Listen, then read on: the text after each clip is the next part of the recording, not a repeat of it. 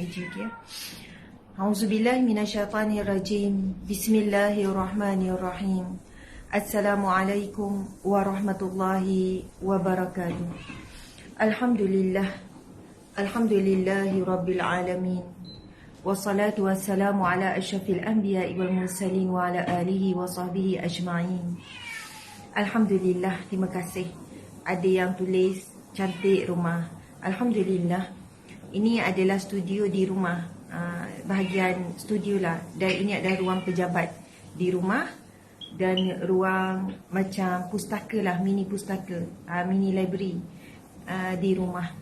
Alhamdulillah, dulu sebelum ada studio di rumah ni, awal pagi saya kena pergi ke pejabat. Jadi yang background hijau belakang tu studio di pejabat. Jadi Alhamdulillah, bila ada peluang, ada rezeki untuk tambahkan, ini bahagian tambahan ni, akhirnya tersedialah studio di rumah. Tuan-puan sekalian, Alhamdulillah sejak daripada studio ni siap 2 tahun yang lepas, bulan 6, start daripada itulah kita buat kuliah pagi konsisten jam 7. Kalau tak, sangat mencabar untuk saya konsisten jam 7 kan, untuk sampai ke pejabat sebelum jam 7 dan start. Jadi Alhamdulillah, sebahagiannya adalah daripada sumber pendapatan ataupun sumber rezeki yang tuan-puan beri melalui star, melalui gift, sumbangan-sumbangan tu kita lengkapkan keperluan untuk kita buat live ataupun dakwah secara online. Masya Allah, Alhamdulillah. Subhanallah, muslimin muslimat yang dihormati lagi dikasihi. Seperti biasa, kita akan mulakan dengan bacaan umum kitab Al-Fatihah, kemudian 10 ayat awal dan akhir surah Al-Kahfi, kemudian Asma'ul Husna, kemudian kita baca zikir rahmat, dan kita selawat kepada Nabi SAW. Masya Allah, bersedia semua? Masya Allah, bersedia? Lebih kurang 500 yang hadir secara live di FB, 1000 di TikTok pada saat ini, di IG lebih kurang 200 lebih. Jadi terima kasih banyak, Masya Allah, kepada sahabat-sahabat yang dihormati lagi dikasihi. Jadi sekarang kita akan mulakan majlis kita, insya-Allah.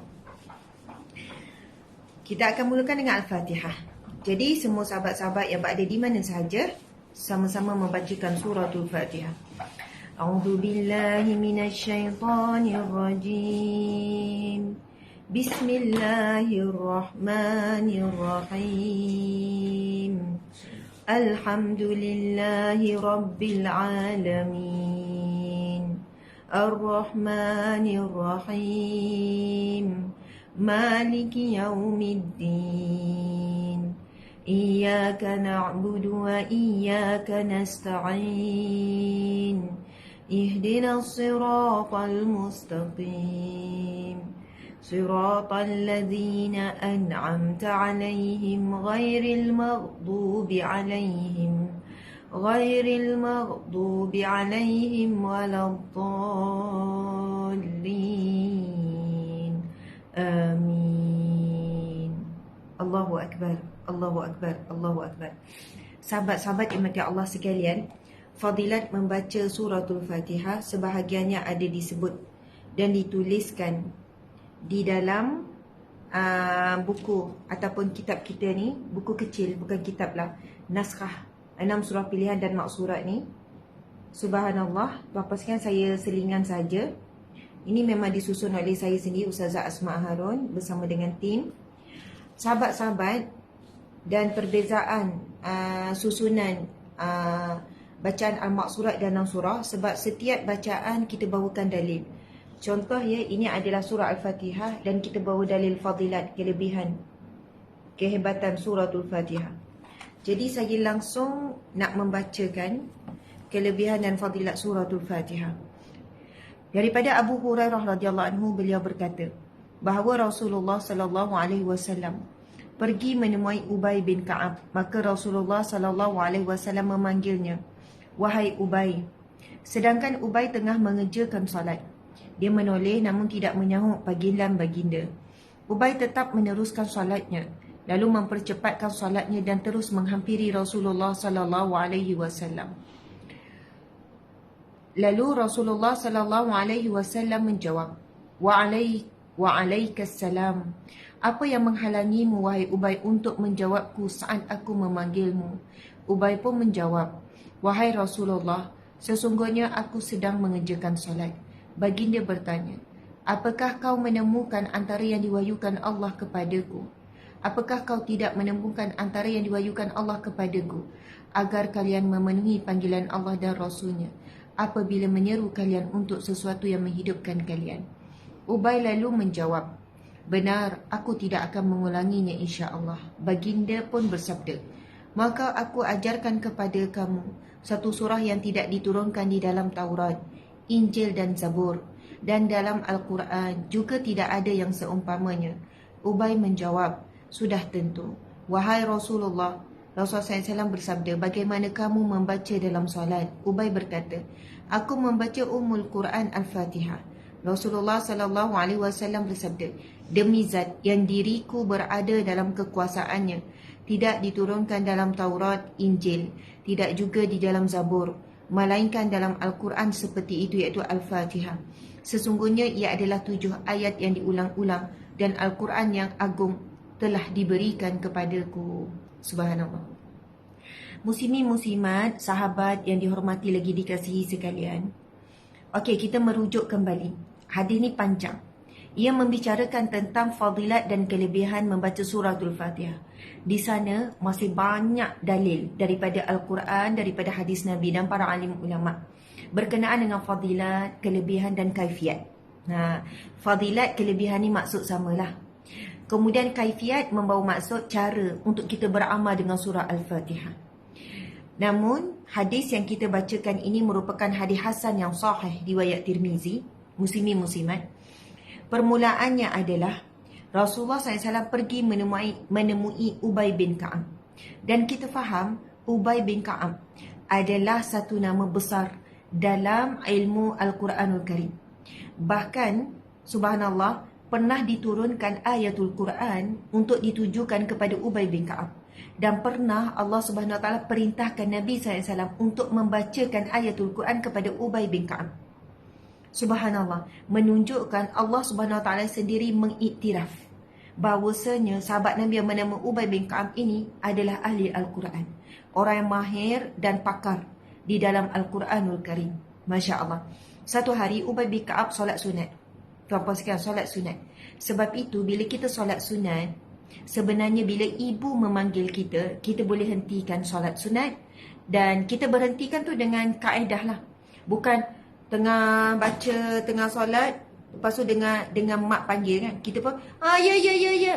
Bukan begitu. Subhanallah. Maksudnya, walaupun kita tengah rukuk, lepas tu kita bangun pada rukuk, nak berhenti ataupun keluar daripada solat, lalu kita boleh bagi salam. Contohlah tengah berdiri, kita boleh bagi salam, Assalamualaikum warahmatullahi wabarakatuh. Assalamualaikum. Itu adalah adab untuk kita keluar daripada solat, iaitu memberikan salam walaupun sedang berdiri, walaupun sedang i'tidal. Okey. Jadi bukan semua panggilan kita boleh berhenti. Anak panggil terus berhenti, tidak. Tapi panggilan-panggilan orang yang dimuliakan seperti ini. Subhanallah. Kenapa Nabi menegur Ubay bin Ka'ab? Sebab ia bukan solat fardu. Kalau solat fardu sudah tentu solat itu didirikan bersama dengan Nabi SAW di masjid. Jadi situasi ini adalah Nabi tidak melihat bahawa Ubay bin Ka'ab ini sedang solat. Boleh jadi Nabi memberikan salam di rumah Ubay ataupun di mana yang Nabi terhalang untuk melihat apa yang Ubay buat. Jadi hadis ini, subhanallah, Nabi pergi menemui Ubay bin Ka'ab. Jadi suasana yang kita boleh faham adalah Ubay bin Ka'ab berada di rumah. Maka Rasulullah SAW memanggilnya. Nabi memanggil, wahai Ubay. Sedangkan ketika itu Ubay bin Ka'ab sedang solat. Dia menoleh namun tidak menyahut panggilan baginda. Dia menoleh tapi tidak menyahut. Jadi Nabi tidak tahu Ubay sedang buat apa, Ubay sedang solat. Sebab menoleh tidak ada berbunyi, tak berbunyi, tidak menyahut. Ubay tetap meneruskan solatnya, lalu mempercepatkan solatnya dan terus pergi menghampiri Rasulullah SAW. Tuan-puan sekalian, indahnya suasana ini. Sahabat Nabi untuk bertemu dengan Nabi mudah sekali. Dan kita umat Nabi tidak pernah lagi bertemu dengan Nabi.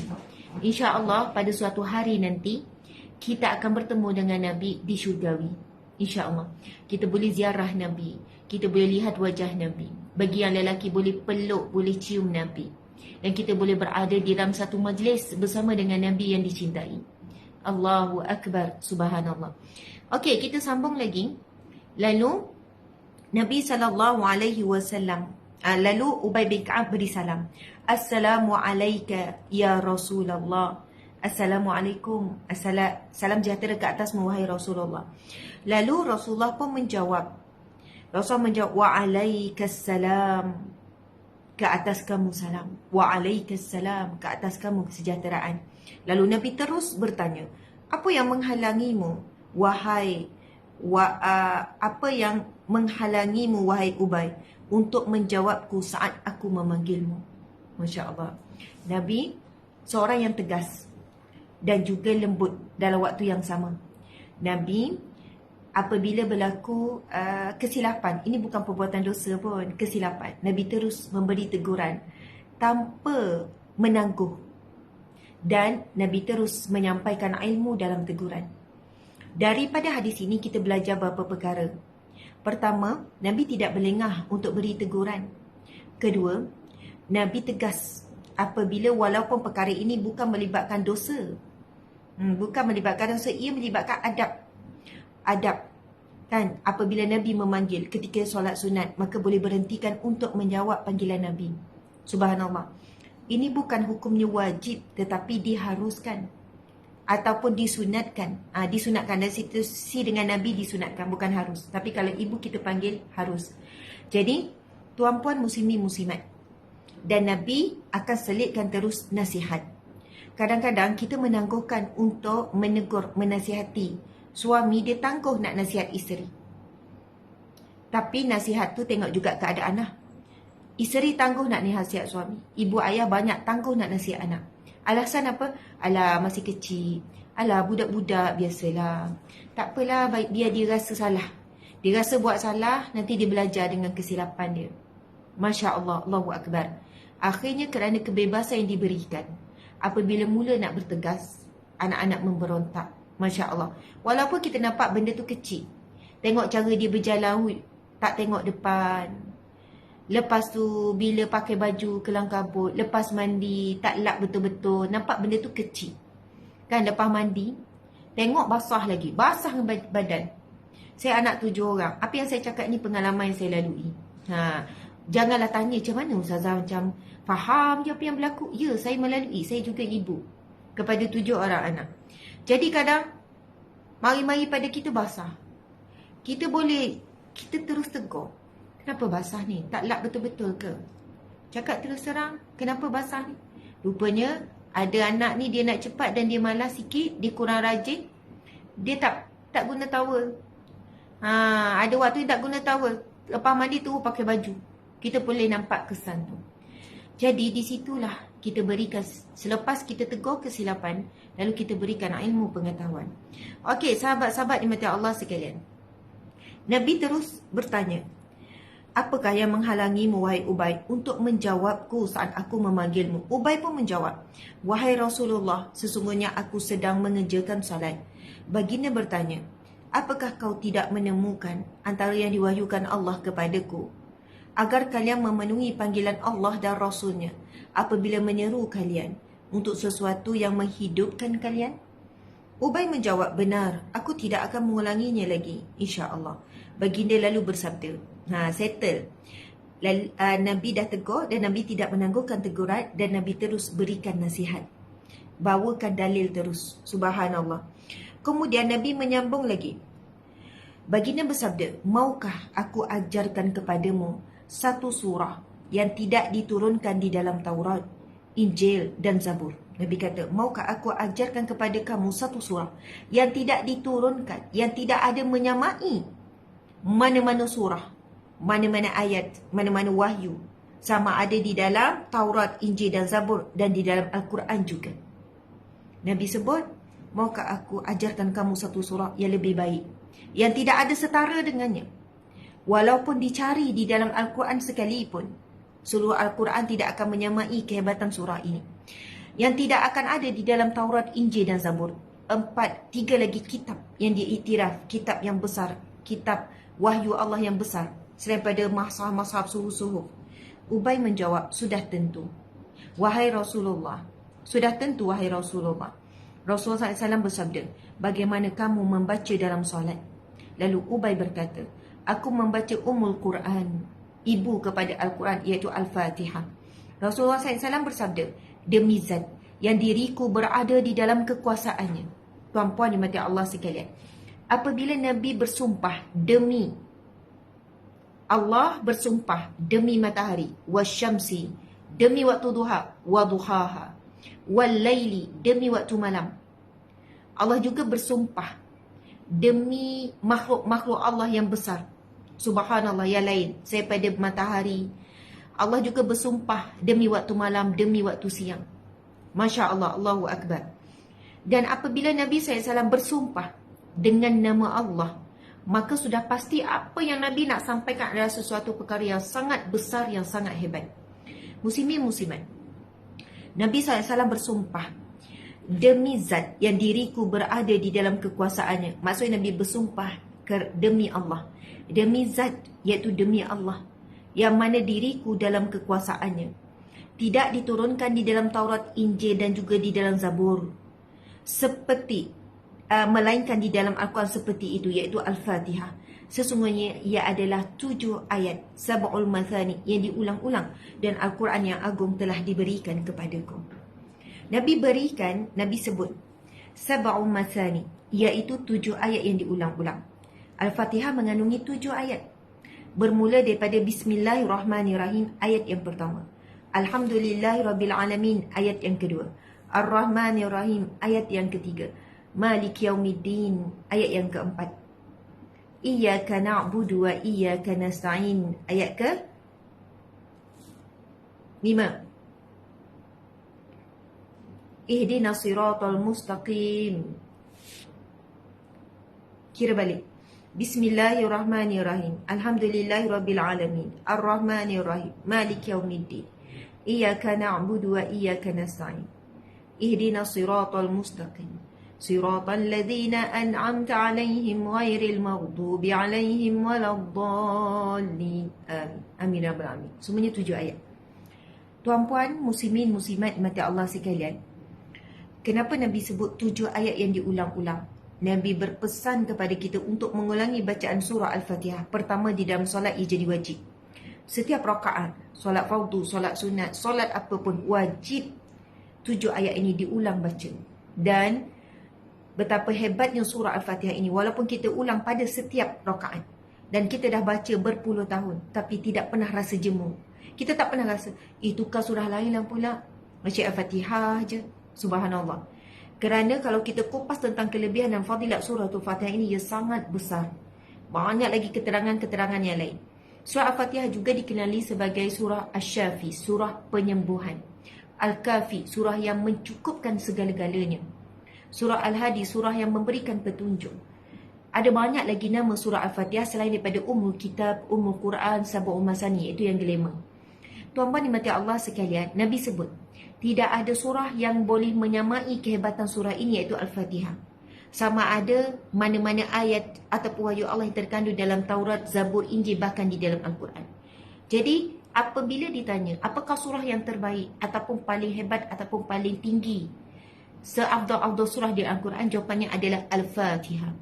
Tuan-puan sekalian, dalam situasi kita sedih, terduduk, buntu, kecewa, rasa sempit dada, stres, apa sahaja, antara surah yang kita boleh baca adalah surah Al-Fatihah. Baca ulang-ulang.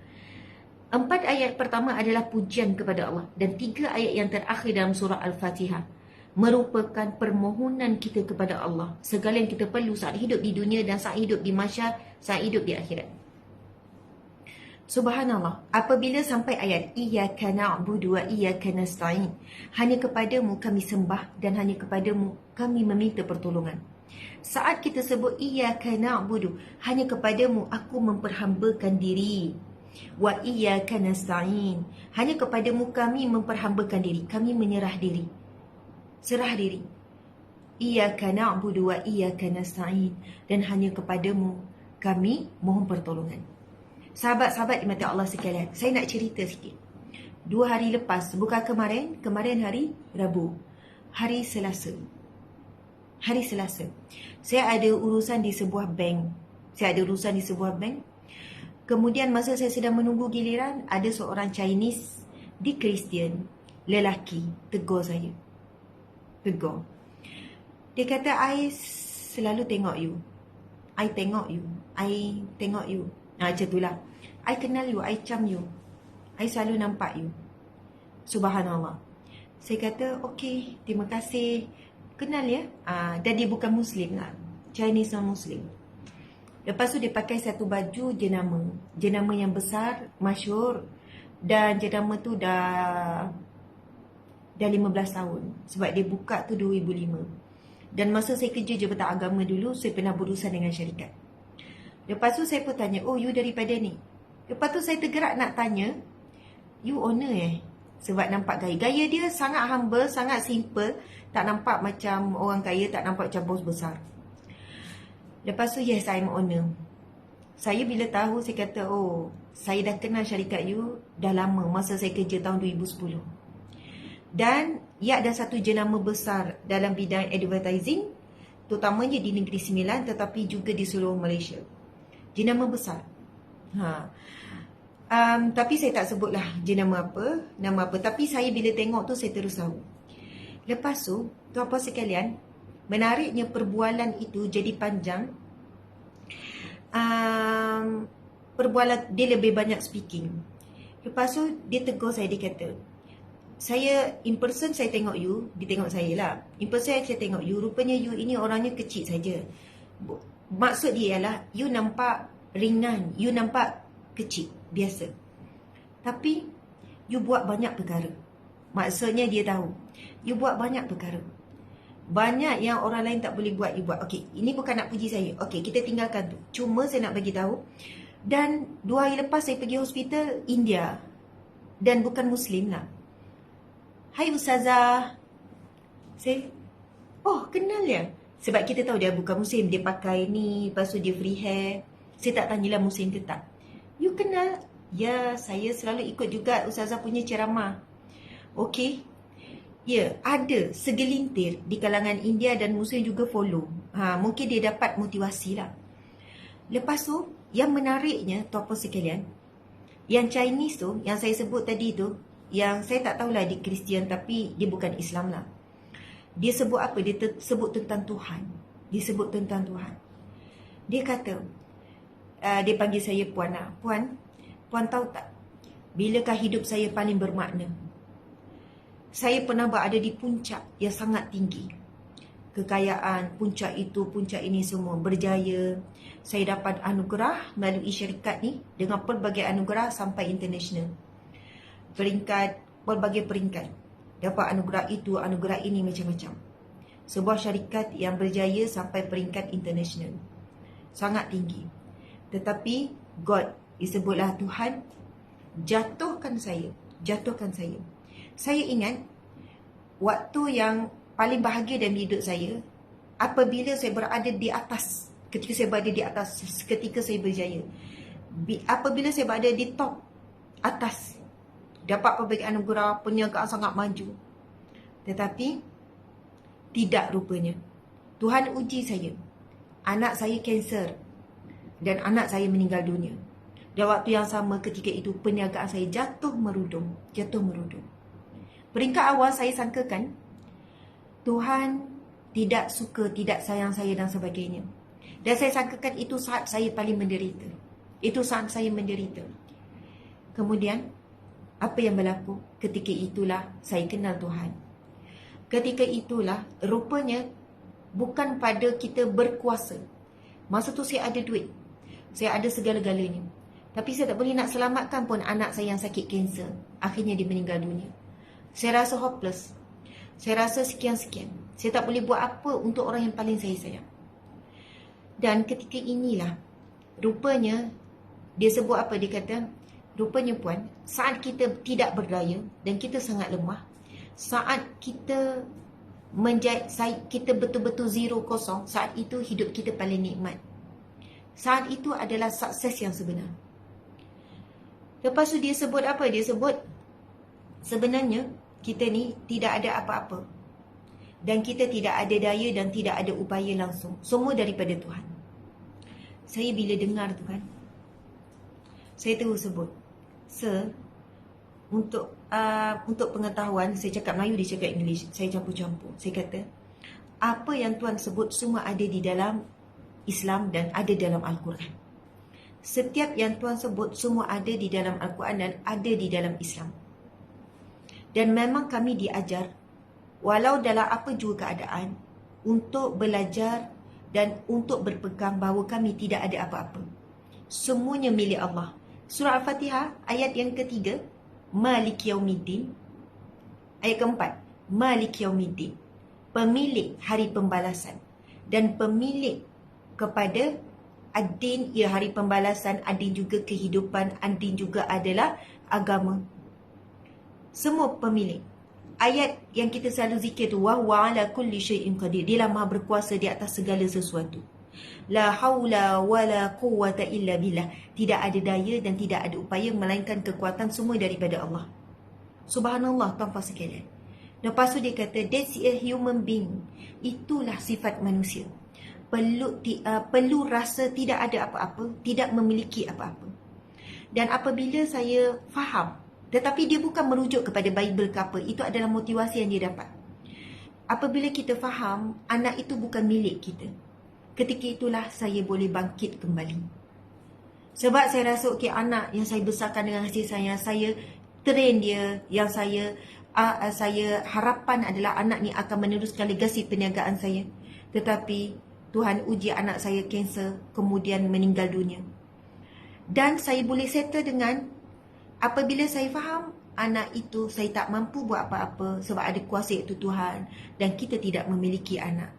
Bila kita tidak rasa memiliki apa sahaja berada di sekeliling, kita tak akan mudah kecewa ataupun terlalu lama bersedih apabila kehilangan. Saya sebut, exactly apa yang Tuan sebut ada di dalam Al-Quran. Tuan-puan, bayangkan. Cuma masa tu perbualan dalam bank. Lepas tu, dia minta kami pun, saya minta nombor phone dia. Kita akan hubungi lagi. Menarik kalau perbincangan ini ending dengan baik. Bayangkan dalam bank, bukan boleh cakap lama. Lepas tu dua-dua berdiri, kemudian saya dipanggil. Jadi, perbualan tu lebih kurang dalam 10 minit tanpa henti. Kemudian bersambung. Tapi orang ramailah, tim saya pun ada teman saya. Tuan-puan dimati Allah sekalian, bayangkan ya, ayat-ayat motivasi, dia panggil that's motivation. Bagi dia adalah motivasi. Tetapi, semua sebab itu, kalau kita kagum dengan motivator yang hebat di peringkat dunia, nak sebut nama siapa? Ayat-ayat yang mereka kata, yang sebut, yang hebat-hebat, yang dikagumi, yang contohnya motivator international yang top 1 tu, kalau hadir dia punya motivation, 1 jam ke 2 jam kena bayar 40,000. 40,000 Malaysia. Untuk hadir dan lihat dia depan. Itu pun tak boleh nak pergi dekat, tak boleh nak ni, daripada jauh 40,000. Lagi sikit lagi mahal, sampai ratus ribu untuk dengar 1-2 kali talk dia cara berdepan. Saya tak ingat nama siapa. Tapi apabila kita mengkaji ayat Al-Quran, segala ayat-ayat yang bunyi hebat, bunyi motivasi, bila dengar bangkit semangat, sebenarnya segala-gala semua itu terkandung di dalam Al-Quran. Dan mereka ini meneroka Al-Quran dan bagaimana melihat satu ayat ini, oh hebat ayat motivasi ini, hebat. Mereka pun olah-olah dan sebagainya. Subhanallah, Allah Akbar. Tidak ada ayat yang lebih hebat isi kandungannya melebihi daripada ayat Al-Quran. Tuan-tuan sekalian, Al-Quran ini mukjizat. Al-Quran ini mukjizat. Mukjizat yang masih kekal sampai hari ini. Satu-satunya mukjizat yang masih kekal sampai hari ini, sampai kiamat, dan dijamin dijaga oleh Allah Subhanahu Wa Taala. Saya akui diri saya sendiri, jika saya mulakan hari dengan baca Al-Quran, hari itu sangat berbeza dengan saya mulakan hari tanpa baca Al-Quran. Bahkan bila saya melihat pada diri saya, jika sebelum saya mula ceramah, saya baca Al-Quran jumlah sekian, dia akan beri kesan sekian. Bila saya baca jumlah yang lebih banyak, dia akan beri kesan yang berbeza, impact kepada kuliah dan ceramah yang disampaikan. Subhanallah. Seorang ibu berada di rumah, suri rumah, mulakan pekerjaan dengan Al-Quran, sangat berbeza pekerjaan di hari itu. waktu yang dilalui barakah, urusan dipermudah, hati kental, hati tak mudah sentap. Orang yang selalu baca Al-Quran, bila hatinya itu rasa kemanisan Al-Quran, ujian besar jadi kecil, ujian berat jadi ringan. Tapi bila hati kita kosong, kekosongan itu antara sebab utama kita tidak memperbanyakkan baca Al-Quran. Ujian kecil jadi besar, ujian ringan jadi berat. Subhanallah. Ia bukan, it's not about ujian. Tetapi sebenarnya sejauh mana hati kita menakung, menerima ujian itu. Hati kita terlalu sempit. Ujian tu lah besar macam ni, tak boleh nak masuk. Bila masuk jadi sempit. Tapi bila hati kita seluas-luasnya, besar. Umpama seperti lautan. Lalu ujian itu sebesar batu. Bila dicampak di dalam hati seluas lautan, maka ia tidak memberi kesan. Ia berkocak sekejap saja. Subhanallah, Allahu Akbar. Okey, sahabat-sahabat dimati Allah sekalian, Masya Allah, sebenarnya perbincangan ada panjang lagi lah. Menarik perbincangan dengan Chinese tersebut. Umur dia dah 50 lebih, hampir 60 ke 60 lebih pandangannya. Tetapi lebih seronok kalau ada session lagi. Sebab saya kata nanti kita ada session lain. Dia kata okay, you just call me. Dia kata happy sangat kalau saya boleh pergi pejabat you, kita buat discussion lagi. Sebab seolahnya apa yang dia cakap, saya boleh, kalaulah ada Al-Quran masa tu, boleh tunjuk. Ini dalam Al-Quran memang ada sebut. Ini ada sebut. Allahu Akbar. Masya Allah, tuan-puan dimati Allah sekalian. Jadi sekarang seperti biasa, ada lebih kurang berapa ni? 6,000 lebih yang hadir. 6,000 lebih yang hadir sekarang. Di muka buku, di IG, di TikTok. Terima kasih banyak. Barakallah. Sekarang dah 7.40. Kita nak masuk pengajian kita. Tapi kita tak boleh skip rutin bacaan kita. Seterusnya kita akan baca 10 ayat terawal surah Al-Kahfi dan 10 ayat terakhir surah Al-Kahfi. Tadi kita mulakan dengan Al-Fatihah. Kemudian saya jelaskan syarah sikit tentang kelebihan surah Al-Fatihah daripada hadis Nabi SAW. Kemudian kita pun ceritakan lagi kelebihan surah Al-Fatihah, fadilat dan sedikit kafiat bagaimana beramal surah Al-Fatihah. Siapa yang baru masuk boleh dengar daripada awal. Habis je kuliah, kita terus upload di YouTube. Kita terus upload di YouTube kita. Jadi tuan-puan sekalian, tuan-puan boleh tengok di YouTube rasmi Ustazah Asma Harun Channel. Silalah subscribe. Saya tahu sekarang berapa subscriber, 200 lebih 200 lebih subscriber. Jadi jomlah tambahkan subscriber di YouTube kami. Okey, kita nak baca 10 ayat awal dan akhir surah Al-Kahfi. Disebut dalam hadis Nabi, siapa yang menghafal, beramal dan membacanya, maka akan diberikan perlindungan. Allah yang berikan perlindungan, bukan manusia beri perlindungan. Ini jaminan daripada Allah, melalui hadis Nabi SAW, akan dilindungi, akan diselamatkan daripada fitnah Dajjal dan segala fitnah akhir zaman. Masya Allah, Allahu Akbar. Akhir zaman ni terlalu banyak tipu daya dan fitnah. Tetapi insya-Allah dengan kita beramal 10 ayat awal dan akhir surah Al-Kahfi, maka apabila kita lalai, Allah sedarkan. Bila kita lupa, Allah ingatkan. Bila kita jauh, Allah tarik kembali. Subhanallah, bila kita salah, Allah betulkan. Subhanallah, kita tidak boleh berputus tali dengan Allah. Dan antara tali dengan Allah untuk dapat perlindungan, diselamatkan pada segala fitnah akhir zaman, termasuklah untuk anak cucu kita, pasangan dan keluarga kita. Kita kena beramal dengan 10 ayat awal dan akhir surah Al-Kahfi. Okey, baca ya semua. A'udzu billahi minasyaitonir rajim. Bismillahirrahmanirrahim. Alhamdulillahilladzi anzala ala 'abdihi al-kitaba wa lam yaj'al lahu 'iwaja. قيما لينذر بأسا شديدا من لدنه ويبشر المؤمنين الذين يعملون الصالحات أن لهم أجرا حسنا ماكثين فيه أبدا وينذر الذين قالوا اتخذ الله ولدا ما لهم به من علم ولا لآبائهم كبرت كلمة تخرج من أفواههم إن يقولون إلا كذبا فلعلك باخئ نفسك على آثارهم إن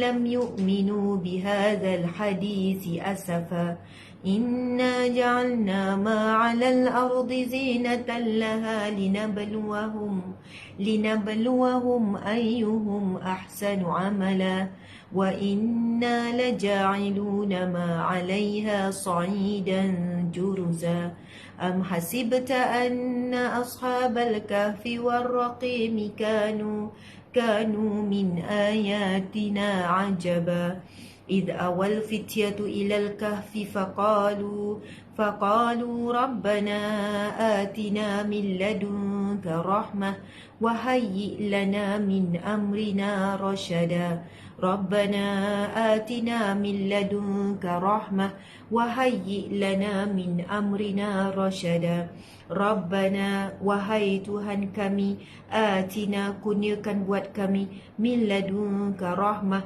daripada sisimu rahmatmu, wahai lana min amrina rasyada, dan sempurnakanlah bagi kami dalam setiap urusan kami petunjukmu ya Allah. Amin ya rabbal alamin. Ayat yang ke-10 pada surah Al-Kahfi merupakan doa Ashabul Kahfi, doa para pemuda yang diselamatkan oleh Allah Subhanahu Wa Taala daripada satu pemerintah raja yang bernama Dicyanus yang zalim, yang meminta rakyatnya untuk sembah dia, mengaku dirinya Tuhan, dan memerintahkan tentera untuk menyeksa dan membunuh siapa yang tidak mempertuhankan dia. Lalu 7 orang pemuda ini menyelamatkan diri bukan kerana takut menghadapi mati, tetapi demi kelangsungan dakwah, memastikan bahawa kalimah Allah tertegak di muka bumi. Sebab itu bila kita baca tentang kisah Ashabul Kahfi ini, ketika mereka menyelamatkan diri, soalannya mereka berdoa. Bukan soalannya, memang ini disebut di dalam hadis yang menceritakan dan juga di dalam Al-Quran, bahawa pemuda ini ketika menyelamatkan diri, mereka berkata, sekiranya kita mati, sekiranya kami mati, soalannya sekiranya kami tiada, lebih kurang begitu, maka siapa yang akan menyambung untuk menegakkan kalimah la ilaha illallah Muhammadur Rasulullah. Maksudnya mereka terus meninggalkan kampung halaman, ibu bapa, keluarga, perusahaan, apa saja yang dimiliki demi menegakkan kalimah la ilaha illallah Muhammadur Rasulullah. Lalu apabila mereka melihat sebuah gua dan mereka berada di dalam gua tersebut dan mereka berdoa, Rabbana atina min ladunka rahmah, ayat ke-10 surah Al-Kahfi tadi. Rabbana, wahai Tuhan kami, atina, kurniakanlah kepada kami, min ladunka rahmah, daripada sisimu rahmatmu. Kita tahu rahmat membawa maksud yang pelbagai, pertolongan, perlindungan, rezeki, kasih sayang, pengampunan, itu semua terkandung dalam rahmat Allah. Subhanallah. Dan banyak lagi, segala nikmat, segala kebaikan yang kita minta, segala doa yang kita hajat, terkandung dalam rahmat Allah. Allah berikan kepada kita bukan sebab kita layak. Kita minta itu, minta ni. Kalau fikirkan dosa, kekurangan, betapa banyaknya perintah Allah yang masih kita tangguh untuk hijrah. Tuan-tuan sekalian, Masya Allah, kita tidak layak pun nak meminta-minta. Tetapi kerana rahmat, belah kasihan Allah kepada kita, Allah tetap beri. Sebab kita tak sabar dah nak dapat nikmat ni untuk ditangguhkan di syurga, untuk di akhirat. Kalau kita nak Allah tahu kehendak dan kemahuan kita, hati kita begitu berkehendak, Allah beri. Subhanallah, walaupun perkara dunia yang kita minta. Semua itu terkandung dalam rahmat. Wahayyi lana min amrina rasyada. Wahayyi lana, ya Allah, sempurnakanlah bagi kami, min amrina, dalam semua urusan kami, rasyada, petunjuk.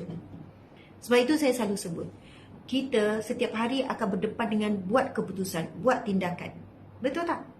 Buat keputusan, buat tindakan dan buat sesuatu, buat pilihan. Kita mesti mohon petunjuk daripada Allah. Jadi subhanallah, jangan tinggalkan bacaan 10 ayat awal dan akhir surah Al-Kahfi ini setiap pagi. Sebab terkandung di dalamnya permohonan kita kepada Allah supaya kita disempurnakan urusan kita, semua urusan. Urusan kecil, urusan besar, urusan remeh, urusan complicated, urusan dunia, urusan mati, urusan mahsyar, urusan alam kubur, semua urusan. Semoga diberi petunjuk yang sempurna daripada Allah. Okey, tuan-puan dan puan-puan sekalian, sekarang nak baca 10 ayat yang terakhir surah Al-Kahfi. Auzubillahi minasyaitanirrajim. وَعَرَضْنَا جَهَنَّمَ يَوْمَئِذٍ لِلْكَافِرِينَ عَرْضًا الَّذِينَ كَانَتْ أَعْيُنُهُمْ فِي غِطَاءٍ عَنْ ذِكْرِي وَكَانُوا لَا يَسْتَطِيعُونَ سَمْعًا أَفَحَسِبَ الَّذِينَ كَفَرُوا أَنْ يَتَّخِذُوا عِبَادِي مِنْ دُونِي من دوني أولياء إنا أعتدنا جهنم للكافرين نزلا قل هل ننبئكم بالأخسرين أعمالا الذين ضل سعيهم في الحياة الدنيا وهم يحسبون أنهم يحسنون صنعا أولئك الذين كفروا بآيات ربهم ولقائه فحبطت أعمالهم فلا نقيم لهم يوم القيامة وزنا ذلك جزاؤهم جهنم بما كفروا واتخذوا آياتي ورسلي هزوا إن الذين آمنوا وعملوا الصالحات كانت لهم جنات الفردوس نزلا خالدين فيها لا يبغون عنها حولا قل لو كان البحر مدادا لكلمات ربي لنفد البحر قبل أن تنفد كلمات ربي ولو جئنا بمثله مددا قل إنما أنا بشر مثلكم يوحى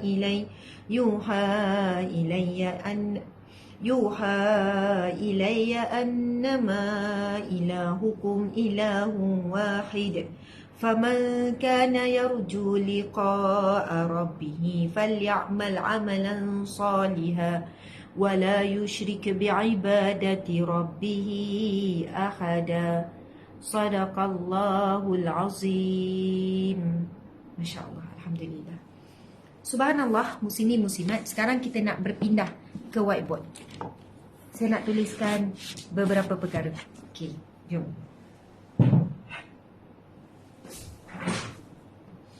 Bersama dengan saya Encik Suami yang tercinta, insya-Allah.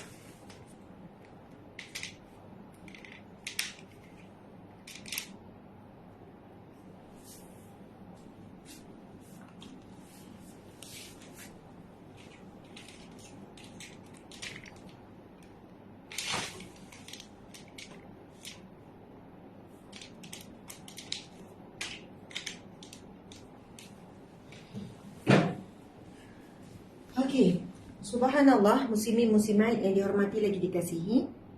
Masya Allah, terima kasih Encik Suami. Tuan-puan dimati Allah sekalian, saya nak ucap terima kasih banyak-banyak kepada semua yang hadir. Kehadiran anda sangat bermakna dan bererti. Mudah-mudahan Allah mencatatnya sebagai satu amal soleh dan amal ibadah yang sangat tinggi nilainya. Walaupun saya tak tahu siapa anda, tak tahu siapa yang hadir dan tidak mention nama dan sebagainya, tetapi yakinlah Allah ya basir yang maha melihat, Allah ya sami yang maha mendengar, Allah ya syahid yang maha menyaksikan. Allah melihat apa yang kita lakukan dan Allah mencatatnya.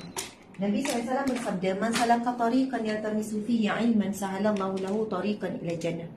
Siapa yang menempuh jalan menuntut ilmu, ya, kita semua sedang menempuh jalan menuntut ilmu.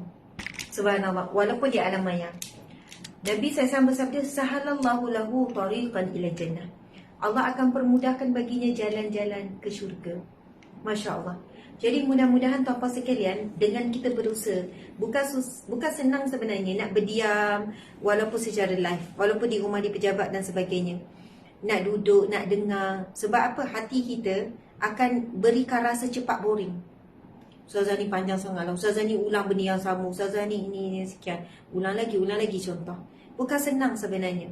Sebab itu Allah SWT berfirman, fazakir, berilah peringatan, fa innahu zikra tanfa'ul lil mu'minin. Sesungguhnya peringatan itu memberi manfaat kepada orang beriman. Sebab bila sebut peringatan, maksudnya perkara yang diulang-ulang. Peringatan ni benda yang kita dah tahu, diulang-ulang lagi. Jadi saya mohon maaf kalau saya kadang mengulang-ulang benda yang sama, dah terangkan dah ni, tetapi ia akan menguatkan kita lagi. Tuan-tuan dan mati Allah sekalian, mudah-mudahan sebagaimana hadis Nabi tadi, man salaka tariqan yatamisu fihi ilman, barang siapa yang menempuh jalan untuk menuntut ilmu, sahalallahu lahu tariqan ila jannah, Allah akan permudahkan jalan ke syurga. Okey, sahabat-sahabat semua, antara rutin bacaan kita adalah Asmaul Husna, iaitu nama-nama Allah yang mulia. Jadi pagi esok, iaitu hari Jumaat, kita akan tadabbur Asmaul Husna. Kita akan gunakan buku ni, buka Asmaul Husna.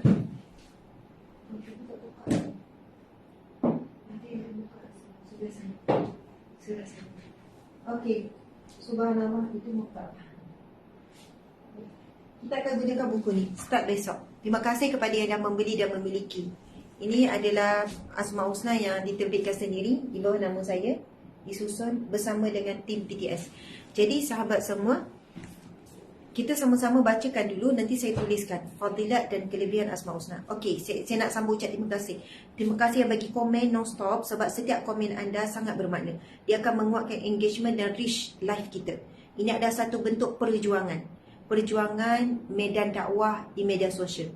Kemudian yang bagi star, ia adalah satu infak dan kami akan manfaatkan infak tersebut untuk kembali semula kepada gerak kerja dakwah. Yang bagi gift di TikTok, walaupun saya tak nampak sekarang sebab ini kamera belakang. Yang bagi emoji, yang tekan butang share, yang share link live kita ni dalam grup WhatsApp, dalam grup Telegram, dalam mana-mana medium. Terima kasih semuanya. Hanya Allah Subhanahu Wa Taala yang hasib, yang maha menghitung. Mudah-mudahan Allah menghitung setiap yang kita lakukan, walaupun kita agak kecil, tetapi ia sangat besar apabila melibatkan agama Allah. Allah Subhanahu Wa Taala berfirman, wa faman ya'mal misqala zarratin khairan yarah. Maka siapa yang melakukan walaupun sebesar biji zarah kebaikan, maka pasti akan diperlihatkan, pasti akan diberikan ganjaran dan balasan. Masya Allah. Okey, Asmaul Husna, tuan-tuan sekalian, kita nak baca Asmaul Husna, tapi saya suka nak berikan kefahaman. Okey, Asmaul Husna, nama saya kan Asma. Kalau orang jumpa saya, oh, Ustazah Asmaul Husna, terutamanya pakcik-pakcik. Biasa saya perasan pakcik-pakcik, Ustazah Asmaul Husna. Ya, betul. Walaupun nama saya Asmaul Harun, Asma binti Harun, tapi saya dari kecil pun memang selalu orang panggil Asmaul Husna. Saya okey, seronoklah. Sebab ia adalah sandaran kepada apa? Asmaul Husna. Asma maksudnya nama-nama, daripada jamak nama-nama. Husna membawa maksud yang mulia. Husna juga bermaksud yang baik, yang indah. Subhanallah. Nama-nama, ada lagi lah maksud-maksud yang lain, tapi inilah antara maksudnya. Nama-nama, himpunan nama-nama yang mulia, yang baik, yang indah, yang sempurna, disandarkan kepada nama-nama Allah. Apa sekian Asma.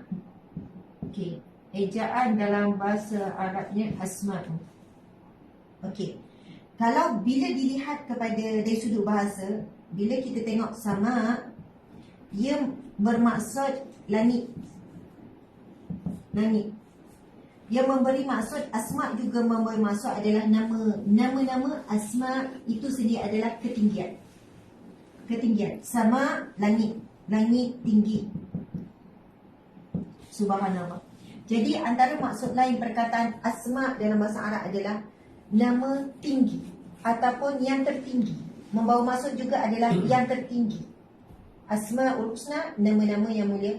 Asmaul Husna juga yang tertinggi, yang mulia, yang baik, yang indah. Okey. Jadi perkataan Asmaul Husna itu daripada perkataan Arab lah. Dan perkataan ini asal daripada mana? Subhanallah. Muslimin. Yang pertama, sebenarnya banyak ayat Al-Quran yang menyebutkan tentang Asmaul Husna. Kalimat Asmaul Husna itu sendiri ada banyak. Subhanallah. Okey. Contoh, Allah Subhanahu Wa Taala berfirman,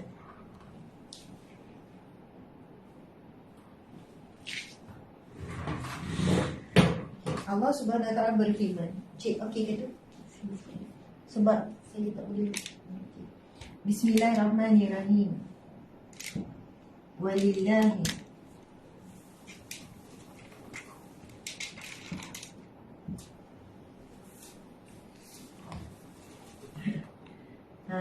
mungkin tim boleh berikan ayat ni daripada mana?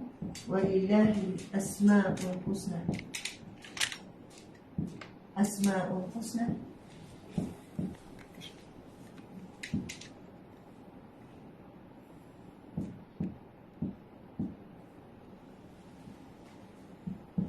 Boleh je sumber ayat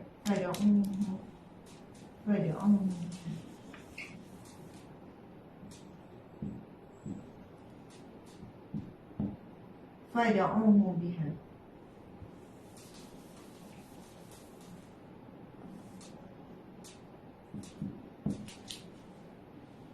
Walillahi asma'ul husna fad'uhu biha. Apa maksudnya? Dan Surah Al-A'raf. Surah Al-A'raf. 160. Okey, boleh tak saya tengok ayat? Sebab saya takut ejaan. Surah Al-A'raf ayat 180. Boleh Encik tengok? Tak apa, Encik kami cek je. Walillahil asma'ul husna fad'uhu biha. Dan bagi Allah dan bagi Allah nama-nama Al-Husna, yang indah, yang baik, yang sempurna. Fad'uhu biha, maka berdoalah, memintalah. Ini semua maksud pada fad'u, doa itu sih. Berdoalah, memintalah. Menyeru pun dia. Berdoa, meminta, menyeru, memanggil, merayu, apa sajalah. Okey, yang berkaitan biha, dengannya. Okey, nya ni kembali kepada Asma'ul Husna. Ini adalah satu perintah daripada Allah, bukan pilihan. Ada masalah? Walillah, dan bagi Allah nama-namanya yang mulia, maka berdoalah, memintalah, menyerulah, memanggillah, merayulah dengan nama-nama Allah yang mulia tersebut. Dengan nama-nama Allah yang mulia tersebut. Subhanallah. Tuan-tuan dimati Allah sekalian. Sebab itu pada hari Jumaat pagi besok, setiap pagi Jumaat kita akan tadabbur nama Allah Asmaul Husna. Sebab kita selalunya adalah mengalunkan nama Allah. Kita bukan menyeru, kita bukan membaca betul-betul, dan kita bukan dekat FB. Okey. Jadi tuan-puan dimati Allah sekalian, apabila kita belajar tentang Asmaul Husna, kita faham bagaimana nama Allah ini kita nak baca bila. Jadi esok penjelasan lebihnya. Jadi sekarang kita nak baca dulu nama Allah Asmaul Husna. Dalam hadis Nabi bersabda, Inna lillah, sesungguhnya di sisi Allah, tis'atun wa tis'ina isman. Allah memiliki 99 nama. Man ahsaha dakhala jannah. Siapa yang membaca, yang menghafal, yang beramal dengannya, dia pasti akan masuk syurga. Jadi kita nak termasuk dalam golongan dijamin syurga oleh Rasulullah SAW. Okey, sama-sama kita bacakan. Bismillahirrahmanirrahim. Nas'aluka ya man huwa Allahul ladzi la ilaha illa huwa ar-rahmanur rahim. Al-Malikul Qudusus Salamul Mu'minul Muhaiminul Azizul Jabbar Al-Mutakabbirul Khaliqul Bari'ul Musawwirul Ghaffarul Qahar Al-Wahhabur Razzaqul Fattahul Alim Al-Qabidul Basitul Khafidul Rafi'ul Mu'izul ذل السميع البصير الحكم العدل اللطيف الخبير الحليم العظيم الغفور الشكور الكبير الحفيظ المقيت الحسيب الجليل الكريم الرقيب المجيب الواسع الحكيم الودود المجيد الباعث الشهيد الحق الوكيل القوي المتين الولي الحميد المحصي المبدع المعيد المحيي المميت الحي القيوم الواجد الماجد الواحد الأحد الصمد القاهر المقتدر المقدم المؤخر الأول الآخر الظاهر الباطن الوالي المتعالي البار التواب المنتقم العفو رؤوف الملك ذو الجلال والإكرام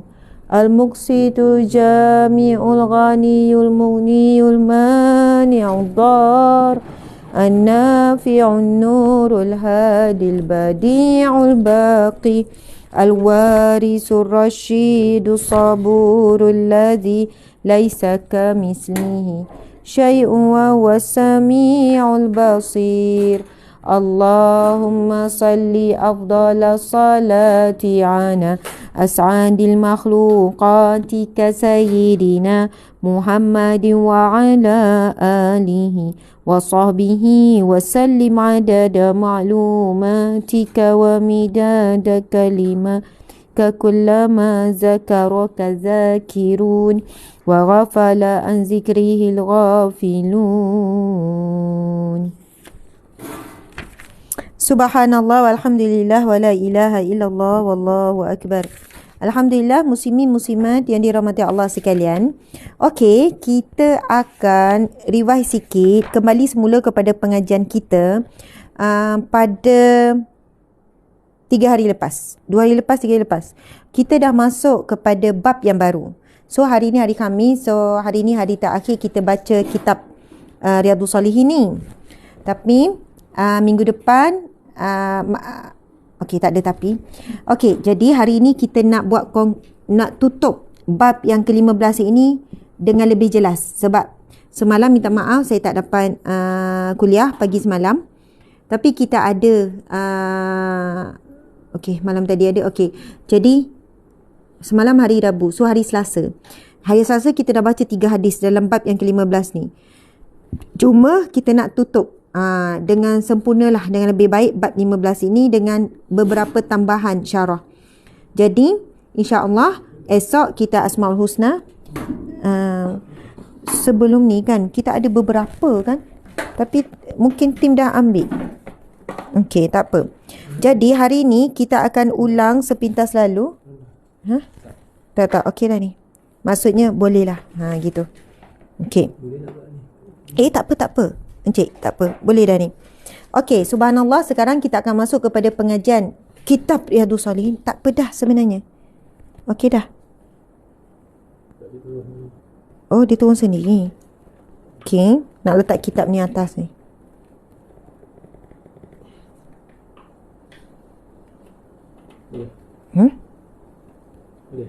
Boleh. Boleh. Okey. Subhanallah. Tuan-puan dimati Allah sekalian. Okey. Ingat tak pada hari Selasa kita dah masuk bab yang baru, iaitu bab melihara perbuatan-perbuatan baik. Bab yang ke-15.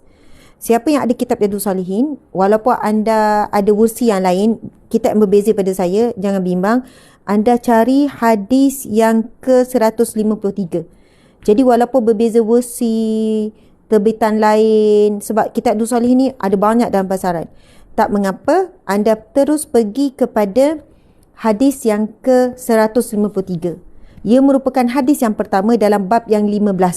Bab apa? Memelihara perbuatan baik. Bagaimana perbuatan kita akan terpelihara walaupun kita tak buat, tetap dapat pahala. Walaupun kita niat, tetap dapat pahala. Baik. Muslimin muslimat mata Allah sekalian, kita akan baca sepintas lalu 3 hadis yang berkaitan dengan bab ini. Yang pertama, Nabi SAW bersabda, sebab kita dah baca dah hari tu dengan matan hadis. Tak apa, kita baca lagi sekali. Wa an Umar bin Khattab radhiyallahu anhu qala Rasulullah sallallahu alaihi wasallam man nama an hizbihi min al-lail aw an shay'in minhu faqara'ahu ma baina salati al-fajr wa salati zuhri kutiba lahu ka'annama qara'ahu min al-lail. Rawahu Muslim.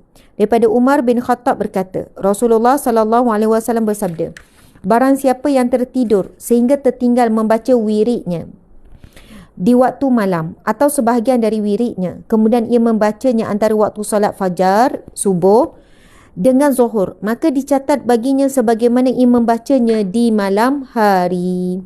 Subhanallah. Hadis sahih riwayat Muslim. Tuan-puan sekalian, kita dah ingat, kita hari Selasa baru ni kita dah jelaskan apa maksud qiyamul lail, apa maksud qiyamun nahar. Qiyamul lail menghidupkan malam, start pada maghrib sampai subuh. Qiyamun nahar pula start pada subuh sampailah maghrib. Kita kena hidupkan siang dan malam ini sebagai hamba Allah. Tapi ada perbezaan. Melakukan ibadah pada malam hari ada keistimewaannya. Sebab siang hari lebih kepada bertumpu kepada ibadah umum. Kita cari rezeki, itu ibadah. Kita buat kerja-kerja rumah, itu ibadah. Kita makan, kita keluar, kita pergi sana sini. Banyak urusan di siang hari. Jadi di malam hari adalah waktu yang istimewa. Adalah waktu yang mana kita telah meninggalkan sekejap dengan dunia ni. Kita berada di rumah, kan? Kita sedang nak rehat, tetapi kita mengorbankan waktu rehat kita untuk bangun memuji Allah. Jadi tuan-puan dimata Allah sekalian, semua tu dah dijelaskan pada hari Selasa baru ni. Dan kita jelaskan juga pembahagian hari-hari kita nak seimbang macam mana. Kan kalau ikut boleh bahagikan 8 jadi 24 jam. Okey, jadi boleh rujuk kuliah pada hari Selasa baru ni. Untuk hari ini, kita nak flashback sikit saja. Pertama hadis ini. Nabi SAW bersabda, barang siapa yang mana tertidur sehingga tertinggal bacaan wiridnya pada malam hari. Tertinggal bacaan wiridnya pada malam hari ataupun sebahagian, Nabi kata. Lalu ia membacanya dia ada antara waktu selepas subuh sampai zuhur. Dibaca antara waktu tu, lebih kurang ada 5-6 jam kan. Maka dicatat baginya sebagaimana ia membacanya pada malam hari. Subhanallah. Jadi daripada hadis yang pertama ini, tuan-puan dimata Allah sekalian, yang kita boleh faham adalah siapa yang konsisten, istiqamah. Sebab itu the power of consistent tu. The power of istiqamah. Dia selain daripada dia memberikan rutin yang hebat.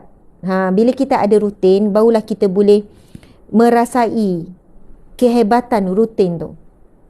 Contohlah, ada orang dia memang jaga sangat bab minum air, mesti 8 gelas sehari. 8 gelas encik. Setiap hari paling kurang. Dia sangat jaga, dia jaga. Dia nak bagi badan tu fit. Cukup keperluan. Supaya peredaran darah, semualah toksik boleh keluar dengan baik apa, dia jaga. Kalau dia buat 2 hari, lepas tu tak jaga, sehari, lepas tu tak jaga, dia tak boleh merasai kelebihan tu. Dia perlu konsisten. Dah buat seminggu konsisten, dah buat 2 minggu konsisten, barulah dia boleh rasa, oh, badan saya kurang lemau dah. Kulit saya pun semakin sihat. Bila badan tak lemah, fikiran pun semakin kental. Jiwa pun semakin kental. Dia mesti ada kaitan. Sebab Nabi SAW bersabda, Aqlus salim fi jismi salim. Aqlus salim fi jismi salim. Akal yang sihat pada tubuh badan yang sihat.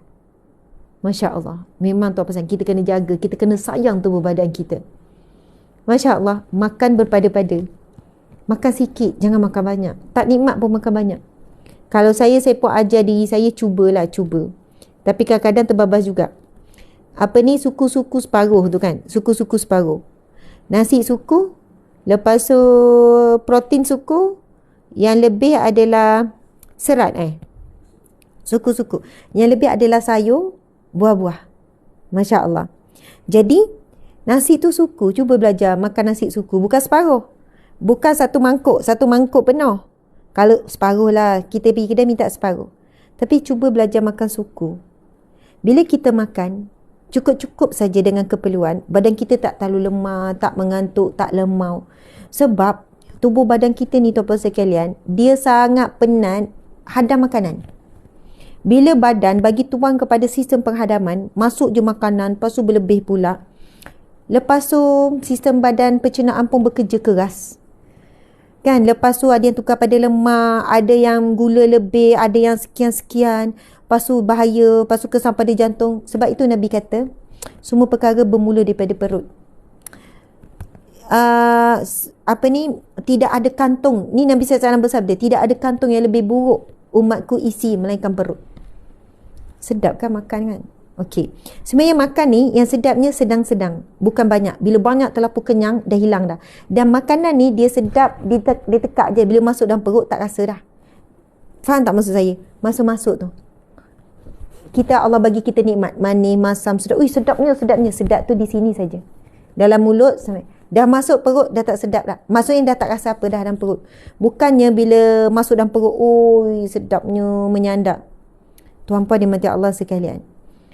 Umur saya tahun ni masuk 40. Saya memang nak kesihatan adalah harta paling mahal. Banyak-banyak harta. Kita ada harta kereta ke, rumah ke, anak ke, apa ke, bahkan apa sajalah. Tapi harta paling mahal adalah kesihatan. Ataupun nikmat paling mahal adalah kesihatan. Dengan sihat, kita boleh beri kasih sayang kepada ahli keluarga. Dengan sihat, kita boleh meneruskan segala tanggungjawab dan amanah.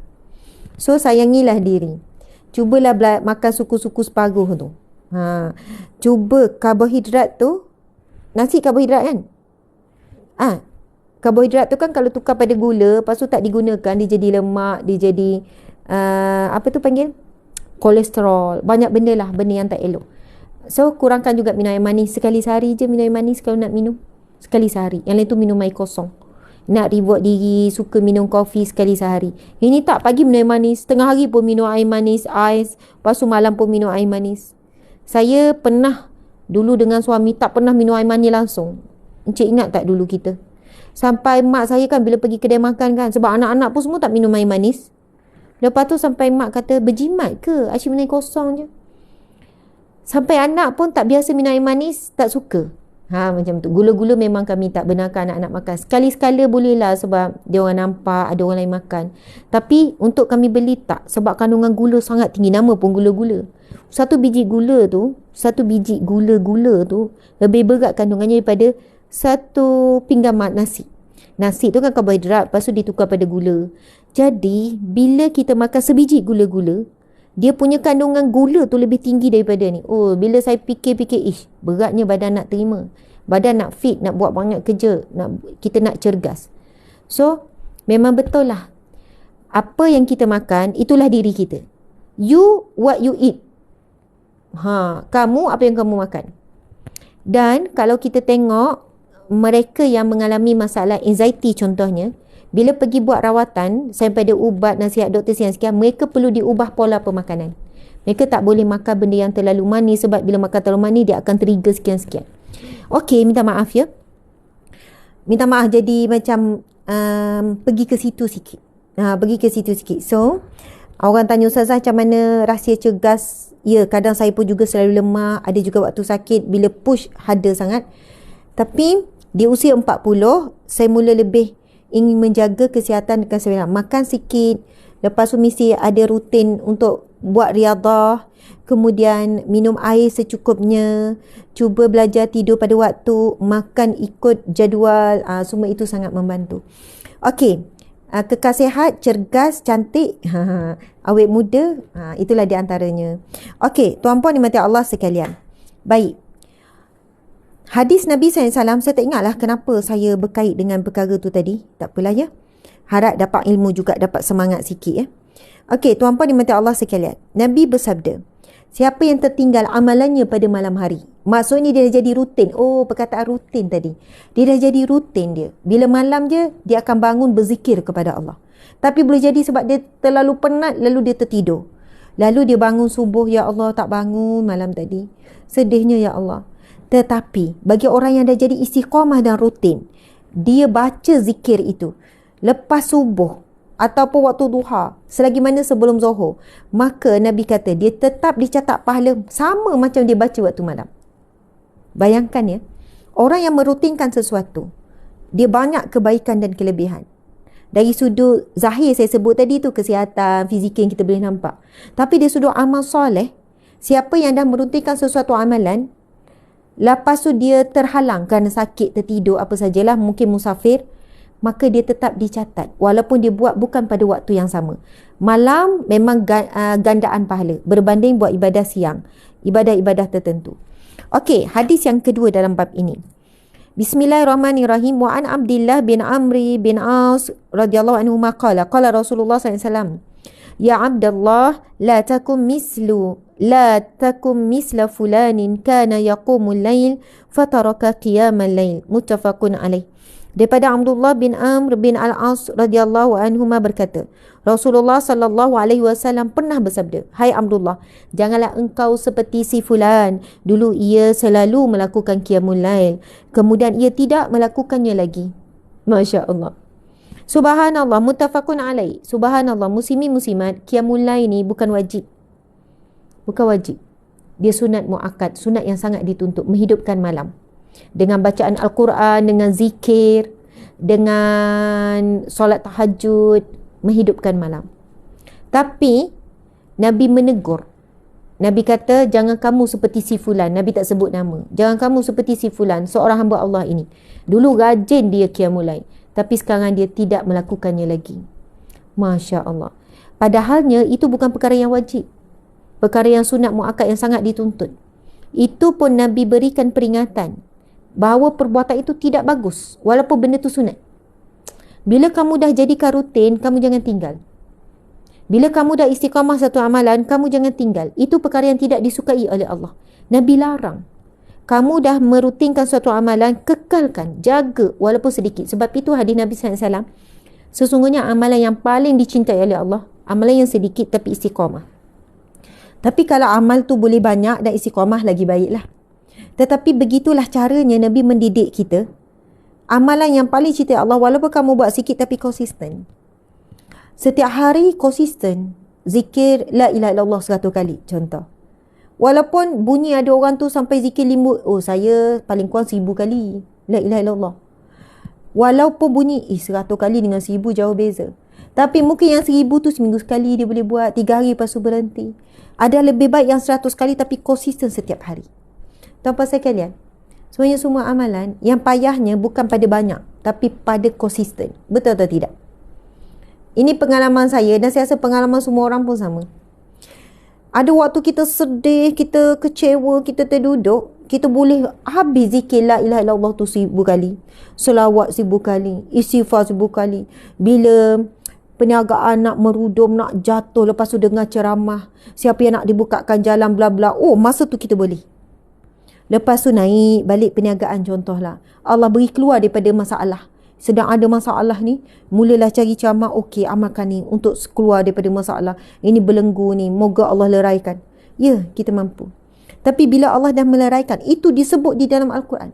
Apabila kamu resah gelisah, kamu susah hati, kamu dalam keadaan terbelenggu dengan ujian masalah, lalu kamu menyebut-nyebut namaku. Kamu menyebut-nyebut nama Allah. Kamu menyeru-nyeru nama Allah. Dan apabila Allah, ini firman Allah ni. Dan apabila kami mengangkat ujian tersebut, mengangkat kesusahan tersebut, maka kamu mula melalaikan kembali. Subhanallah. Sebab itu Allah selalu uji kita. Sebab Allah nak kita ni kekal berzikir dan memuji dan menyebut namanya. Jadi tuan-tuan sekalian, pada hadis yang kedua, Nabi tak suka. Nabi larang. Apabila kita beramal dengan sesuatu, walaupun sedikit, lalu kita tidak konsisten. Hadis yang ketiga. Ini kita tutup cantiklah. Bab yang ke-15 ni. Minggu depan kita masuk bab yang ke-16. Bab melihara sunnah dan adab-adabnya. Menarik. Tajuk dalam kitab Riyadhus Shalihin ni, untuk minggu depan hari Isnin kita akan masuk bab baru, iaitu bab melihara sunnah dan adab-adabnya. Encik, untuk pergi ke Aceh tu boleh lagi ke? Ada flight lagi. Flight tu tak perlu kita pergi serentak, lambat sikit ke awal sikit pun tak apa. Okey. Bismillahirrahmanirrahim. Wa an Aisyah radhiyallahu anhuma qalat, kana Rasulullah sallallahu alaihi wasallam idza fatathu salah min al-laili min waja'in aw ghairi shalla min an-nahari 12 raka'ah. Daripada Aisyah radhiyallahu anha berkata, Rasulullah SAW apabila tidak melakukan solat malam, baik kerana sakit ataupun lainnya, maka beliau melakukan solat di siang harinya sebanyak 12 rakaat. Hadis riwayat Muslim. Masya Allah. Kalau Nabi terhalang untuk menunaikan solat tahajud, solat malam. Lalu Nabi menggantikan dengan 12 rakaat pada siang. Masya Allah. Okey, jadi sekarang Masya Allah, sekarang dah sejam setengah dah. Kita akan membicarakan lebih detail sikit. Okey, solat sunat tahajud, bolehkah solat sunat pada 10 tahajud? Okey. Nian. Okey, sekian. Hari tu saya ada minta dengan tim kumpulkan soalan-soalan di media sosial daripada kuliah hari Selasa tu, Encik. Tapi macam tim tak bagi soalan-soalan ni. Mungkin saya tak pastilah tim sebenarnya notice tak. Okey, muslimin muslimat, saya nak bacakan hadis ataupun dalil seterusnya bagi menambahkan kefahaman kita berkenaan dengan tajuk bagaimana seorang itu yang konsisten ataupun dia punya niat dan nekat yang kuat untuk melakukan sesuatu lalu terhalang, maka Allah tetap berikan pahala umpama seperti melakukannya. Okey, dalil-dalil. Yang pertama, Nabi SAW bersabda yang bermaksud, orang-orang yang syahid dan orang-orang yang meninggal di atas katil mereka saling berselisih kepada Allah mengenai orang-orang yang meninggal dunia kerana wabak taun. Orang-orang yang syahid berkata, mereka adalah saudara-saudara kami, iaitu mereka dibunuh sebagaimana kami dibunuh. Sedangkan orang-orang yang meninggal di atas katil mereka pula berkata, mereka adalah saudara-saudara kami, mereka meninggal di atas katil mereka sebagaimana kami meninggal. Kemudian Allah Subhanahu wa taala berfirman, lihatlah kepada luka mereka, sekiranya luka mereka serupa dengan luka orang-orang yang terbunuh, maka mereka termasuk dalam kalangan orang yang terbunuh, dan bersama mereka ternyata luka mereka serupa dengan luka orang-orang yang terbunuh itu. Okey, tim sebenarnya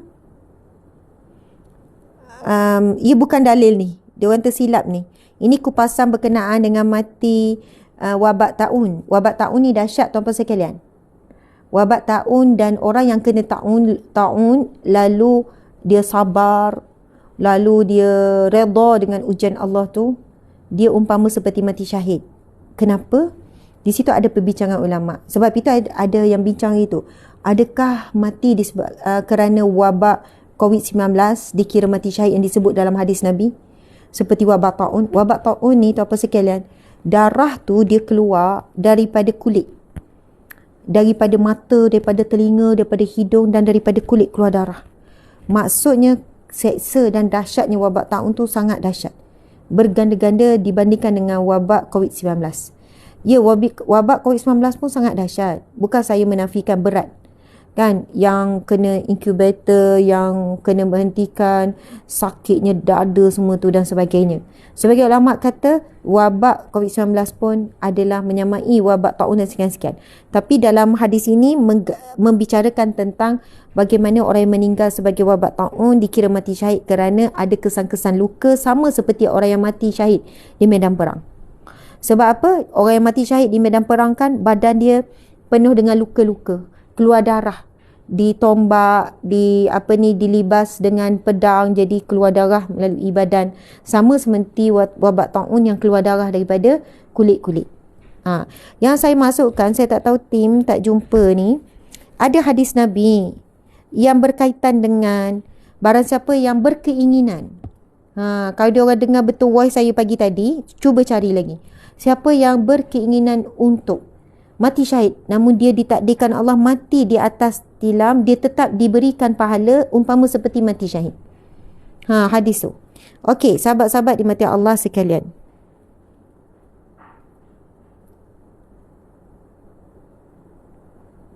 Oh, penambahan ni simple sangat ni. Macam tak ada penambahan ni. Masya Allah, tak ada ni.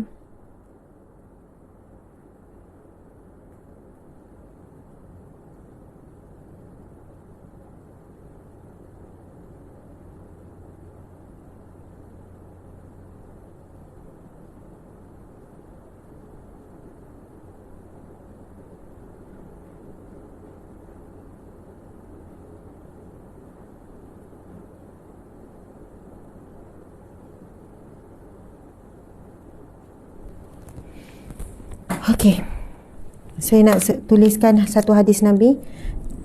Barang siapa yang berniat. Tapi kita dah pernah baca dalam kitab berniat melakukan sesuatu amalan akan dicatat baginya pahala. Dan apabila ia melakukannya digandakan. Saya nak segera juga rujukan dalam ni tim. Dan apabila ia melakukannya digandakan 10 kali ganda. Bahkan ada amalan tertentu digandakan sampai 700 kali ganda bila melakukan. Okey, sambungan kepada hadis ini, siapa yang berniat melakukan sesuatu kejahatan tidak dicatat baginya pahala lagi. Dan apabila ia melakukan dicatat baginya satu dosa. Okey, ini adalah hadis yang sahih tuan-puan sekalian.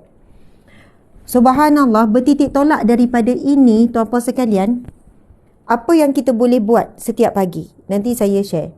Barang siapa yang berniat, Nabi SAW bersabda, barang siapa yang berniat melakukan sesuatu amalan akan dicatat baginya pahala. Dan apabila ia melakukannya, apa yang dia niat, dia nak buat kebaikan ataupun amalan tu, lalu dia buat, akan digandakan 10 kali ganda. Dalam hadis yang lain, satu amalan digandakan sehingga 700 kali ganda. Namun berbeza dengan siapa yang berniat melakukan satu kejahatan ataupun berniat melakukan satu keburukan, berniat nak buang masa, berniat nak lalai, berniat nak buat benda-benda mengarut. Tidak dicatat baginya dosa. Masa niat tu tak dicatat. Dan jika dia melakukan, akhirnya dia melakukan apa yang dia plan dalam kepala tu, apa yang dia niat tu, apabila dia melakukan, hanya dicatat satu dosa. Maksudnya bagi dosa sekian, satu.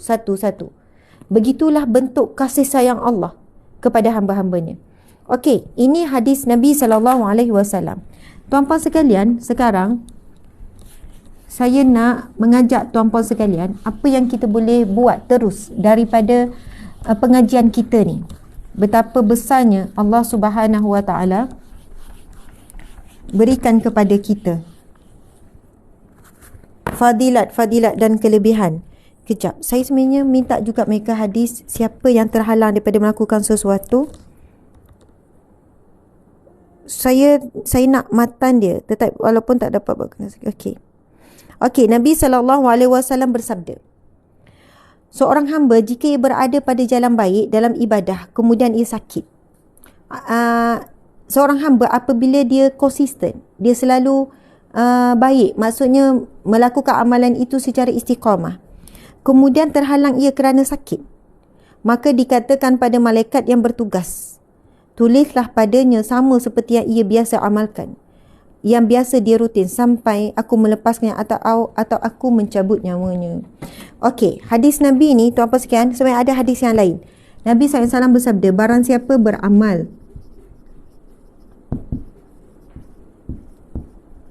barang siapa yang beramal dengan baik, maksudnya konsisten, sesuatu amalan, lalu terhalang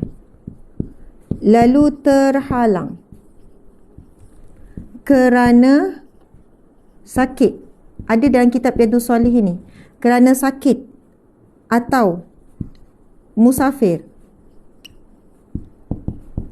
maka dicatat baginya. Tapi Nabi SAW bersabda, maka diperintahkan malaikat ini satu matan yang saya baca dan ini matan yang lain, maka dicatat baginya. Allah perintahkan, maka diperintahkan. Kita boleh ambil lah yang tu. Okey. Maka diperintahkan kepada malaikat untuk mencatat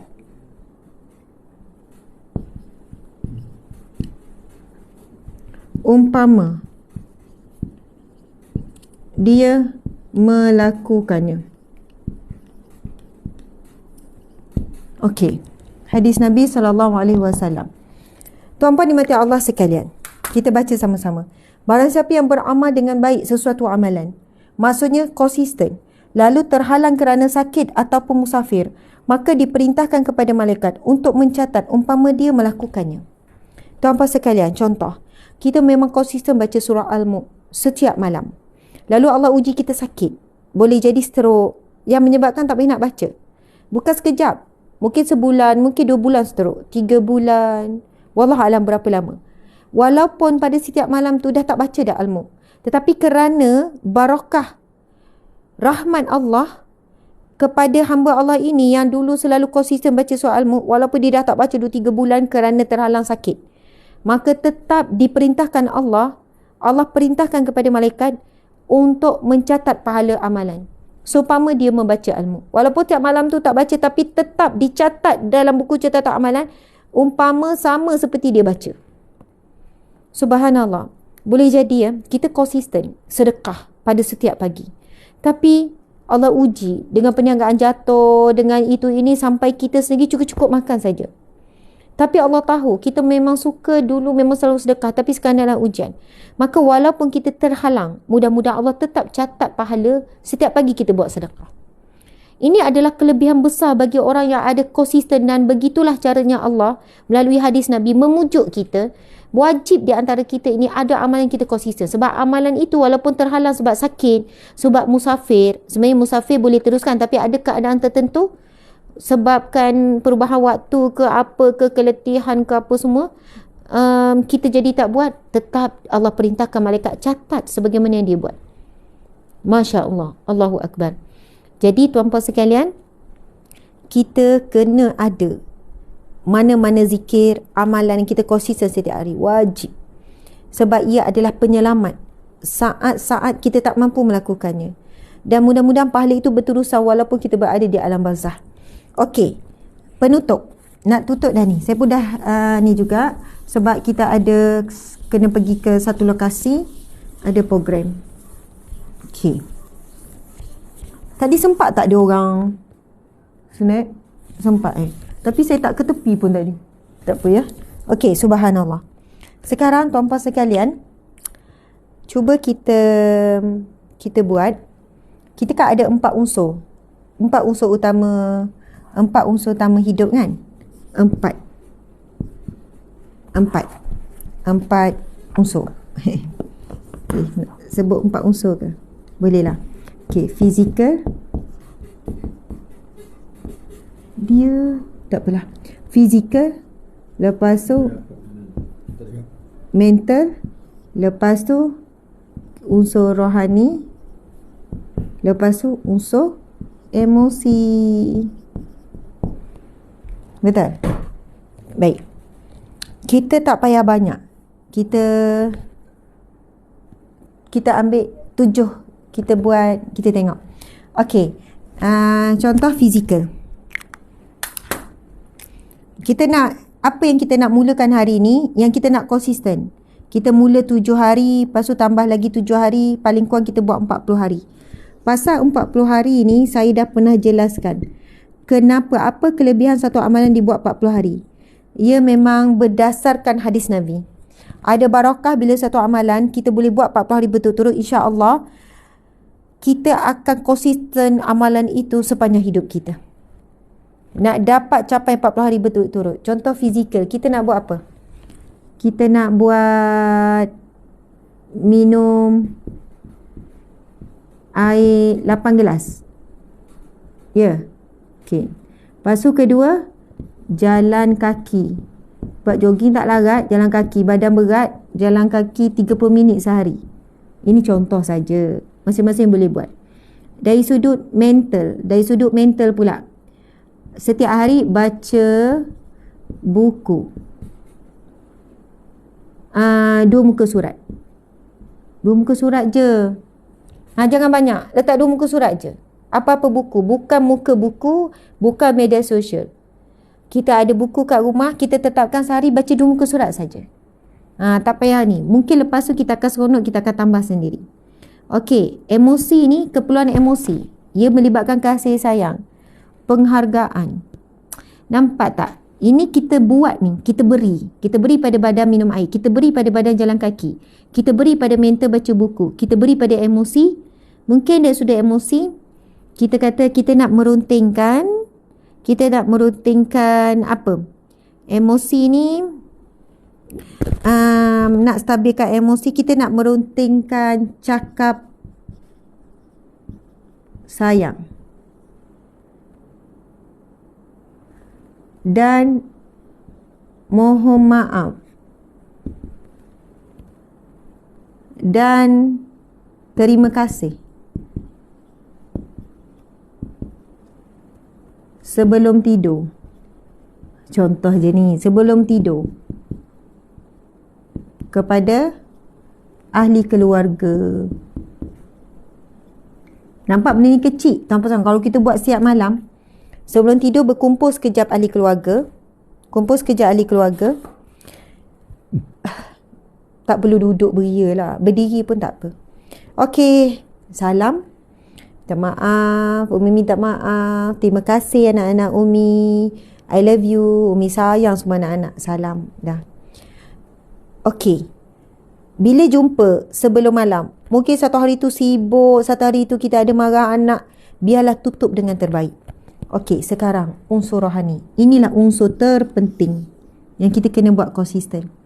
Okey, unsur rohani, kita nak buat apa? Sebelum tidur, sebab dah buat pertemuan ni untuk emosi ni, sebelum tidur baca 3 kul. Ini ada dalil semua ni. Baca zikir Fatimah. Ini pun ada dalil ni. Baca ayat kursi. Ini pun ada dalil baca ayat kursi sebelum tidur. Contoh. Kita mula yang tu lah dulu.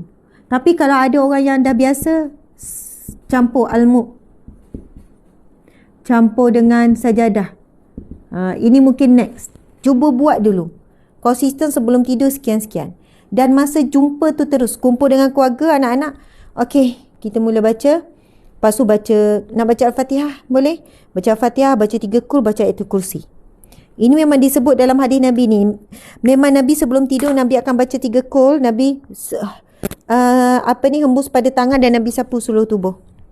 Dan Nabi pesan kepada Sayyidah Fatimah untuk baca Subhanallah 33 kali, Alhamdulillah 33 kali, Allahu Akbar 33 kali, 34 kali, menjadikan semua 100 kali. Yang mana Nabi kata ia akan menjadi lebih baik daripada seorang pembantu.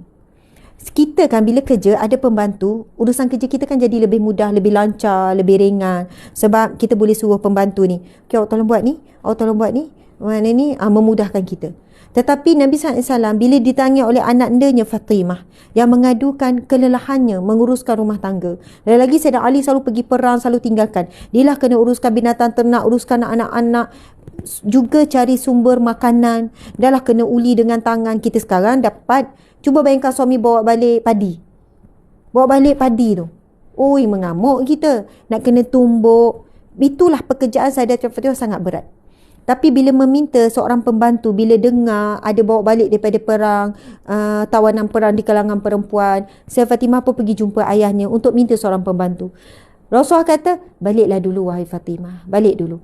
Kemudian Rasulullah pun pergi ke rumah Fatimah, lalu berkata kepada Fatimah, wahai anak andaku, maukah kamu aku ajarkan satu amalan yang mana ia lebih baik daripada seorang pembantu?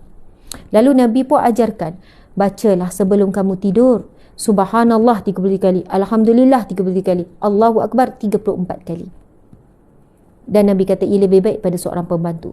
Bagaimana zikir ini boleh membantu urusan harian kita? Tak semestinya urusan rumah tangga, urusan kerja, urusan perniagaan. Buat dulu, konsisten. Boleh jadi Allah datangkan orang-orang yang tepat. Boleh jadi Allah kuatkan tubuh badan kita selama ni lemah jadi kuat. Boleh jadi emosi kita makin stabil. Kita mudah nak tepi je. Kalau dulu selang berapa hari merajuk. Oh, dah sebulan tak merajuk. Sampai kita pula, Bang, dah lama saya tak merajuk kan? Kalau tak dulu 3 hari sekali merajuk, sensitif, mudah sentap, apa semua. Perubahan-perubahan yang kita tak jangka, Allah akan bantu kita. Sebab itu Nabi kata lebih baik daripada pembantu.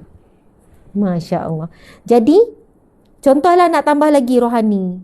Nak tambah lagi terpulanglah setiap hari solat duha. Solat duha. Terpulang. Lagi? Apa lagi? Sedekah. Masya Allah. Tuan-puan dimati Allah sekalian. Yang saya nak sampaikan adalah, bila kita catat, kita buat list. Bila kita buat list,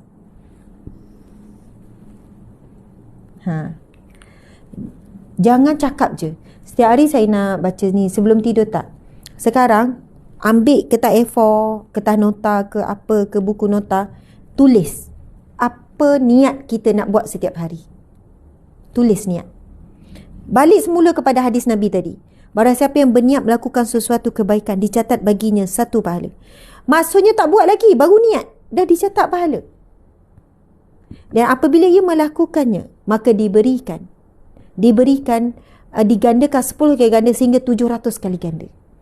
So bila kita tulis, lepas tu kita tampal pula dekat bilik tidur kita, lepas tu pagi-pagi kita tengok, okey, hari ni insyaAllah nak minum air 8 gelas. Niat kita minum air 8 gelas tu dapat pahala tak? Agak-agak dapat pahala. Sebab kita amanah dengan tubuh badan kita ni. Lepas tu dari sudut sains pun telah ceritakan dan membuktikan keperluan supaya darah mengalir elok untuk macam-macam lah kelebihan tu, boleh cari sendiri. Jadi kita buat tu sebab nak amanah jaga tubuh badan ni. Lepas tu setiap hari nak jalan kaki 30 minit. Tak boleh ya jalan kaki. Saya lebih 30 minit buat kerja rumah. Kan depan, kan belakang. Tak boleh. Dia 30 minit tu konsisten. Tengok cukup 30 minit. Buat setiap hari. Sebab baru ni kan saya dengan seorang doktor. Doktor ni kata, Ustazah, jalan kaki ni tapi dibuat dalam tempoh sekurang-kurangnya 30 minit. Kebaikannya adalah dia sebut hormon apa entah. Saya kena cari sendirilah ya Google. Apa yang berlaku adalah dia akan merembeskan satu hormon ni, yang mana hormon tu akan akan membina antibody secara semula jadi. Antioksidan, antibody, melawan penyakit. Dan memanglah bila kita jalan, mula-mula kita peringkat buat, kita selemah, letih. Tapi bagi badan itu proses. Lepas tu, lama-lama, badan kita akan semakin cergas. Subhanallah. Baca buku di muka saya. Buku betul, bukan muka buku. Tak aci baca ibu. Kena ada buku betul. Sebab lain, hubungan kita dengan buku memang lain. Lepas tu, sebelum ni cakap, emosi ni banyak lagi. Kita nak buat apa, perlukan kasih sayang ke, emosi kita kata seminggu sekali, mesti pergi berjalan dengan keluarga. Pun boleh kita tulis seminggu sekali. Pergi pantai ke, pergi berkelah ke, pergi taman mainan ke. Apa-apa yang mewujudkan kasih sayang. Emosi ni ada keperluan penghargaan, kasih sayang, perhatian. Kita kena fikir kita beri, bukan kita terima. Kita beri. Masya Allah. Semua ni kalau kita niat, Allah catat pahala. Bukan semestinya untuk rohani je dapat pahala. Kita niat nak baca buku, benda tu benda baik. Apa saja perbuatan baik, kita niat buat kerana Allah, semua dikira ibadah. Kita buat benda-benda ni. Okay. Alhamdulillah sekarang ni saya macam, sebab encik suami ada urusan, dia dah keluar. Lepas tu saya sekarang bukan ngadak depan, saya tak nampak berapa orang komen apa semuanya. Jadi saya harap, saya tak tahulah tu live tu berjalan ke tidak. Berjalan ya, insyaAllah, sebab ni semua kamera belakang, barulah nampak tulisan ni. Ini saya bagi contoh sahaja. Tapi kalau dibuat, kumpul je anak-anak, suruh anak-anak buat. Apakah rutin dia nak buat konsisten untuk fizikal dia, untuk mental dia, untuk rohani dia, untuk emosi. Sebenarnya emosi bolehlah juga kita kata tengok rancangan yang kita suka tu 1 jam sehari. Contohlah. Apa yang membuatkan kita hiburan? Hiburan tu kita letak dekat emosi. Apa hiburan harian yang kita nak buat? Tapi hiburan tu tak salah, tapi biarlah hiburan tu berpada-pada, kita berhibur pun dapat pahala. Okey, terima kasih banyak-banyak. Mohon maaf salah dan silap. Sehingga bertemu lagi esok hari dalam kuliah Tadabbur Asmaul Husna. Hari ni hampir pukul 9, 2 jam. Masya Allah, Allahu Akbar. Sayang semua kerana Allah, kerana Rasulullah SAW. Kita tangguhkan dengan tasbih kafarah dan surah Wal-As. Bismillahirrahmanirrahim. Subhanakallahumma wa bihamdika asyhadu an la ilaha illa anta astaghfiruka wa atubu ilaih. Bismillahirrahmanirrahim. Wal 'asr innal insana lafi khusr illa alladhina amanu wa 'amilus solihat wa tawasaw bil haqqi wa tawasaw bis sabr. Sadaqallahul azim. Okey. Oh, bunyi kucing. Okey, kejap. Tanpa sekian nak buat hebahan sikit ya. Sabar jap, nak buat hebahan sikit. Bising ni nak masuk. Dah lama tak masuk kan? Masuk.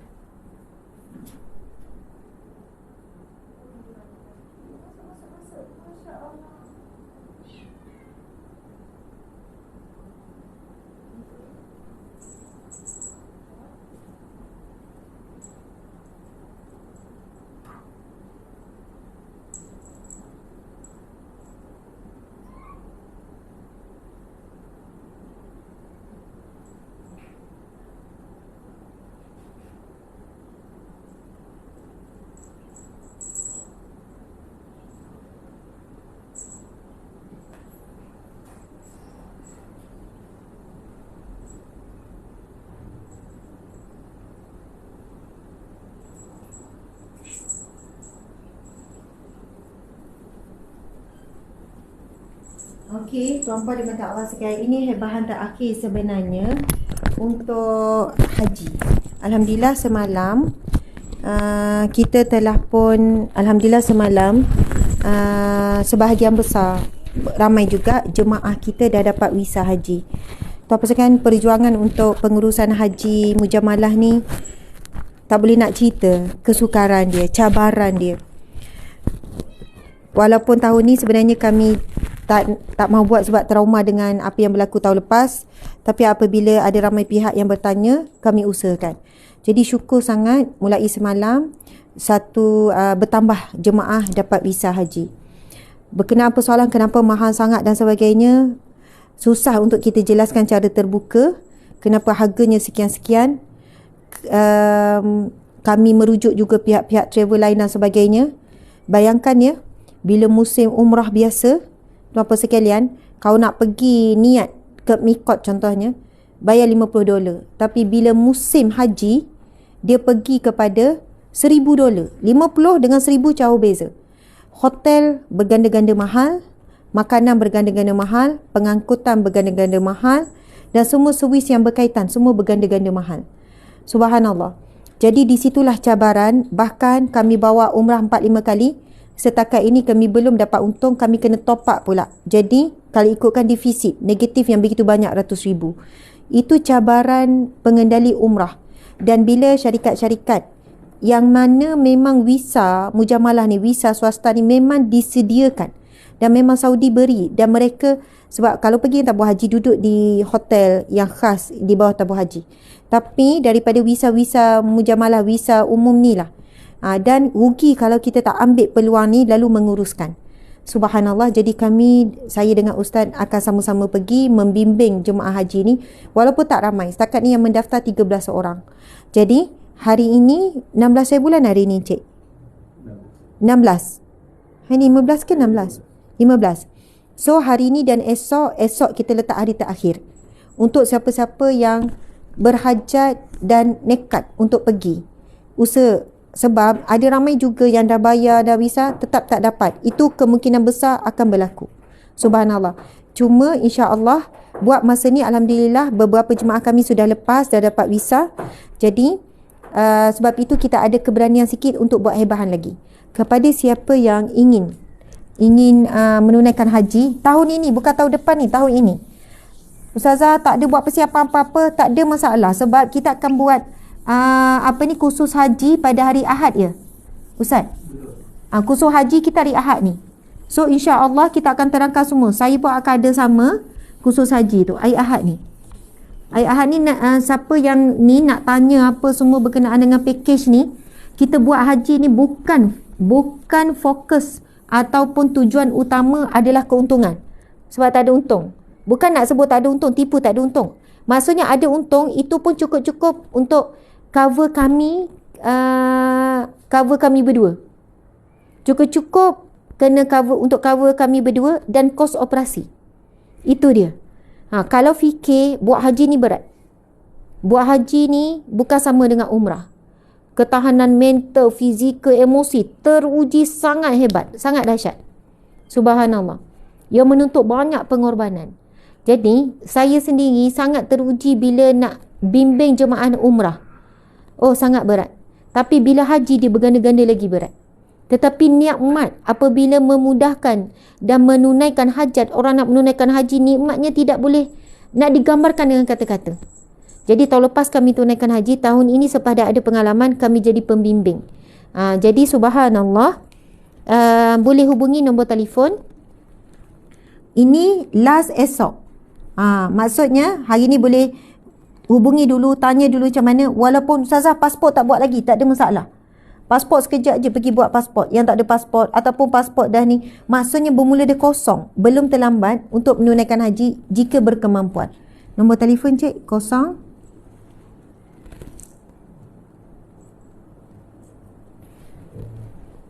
Miau. Kat rumah ni ada 17 ekor kucing. 17 ekor. Nombor telefon.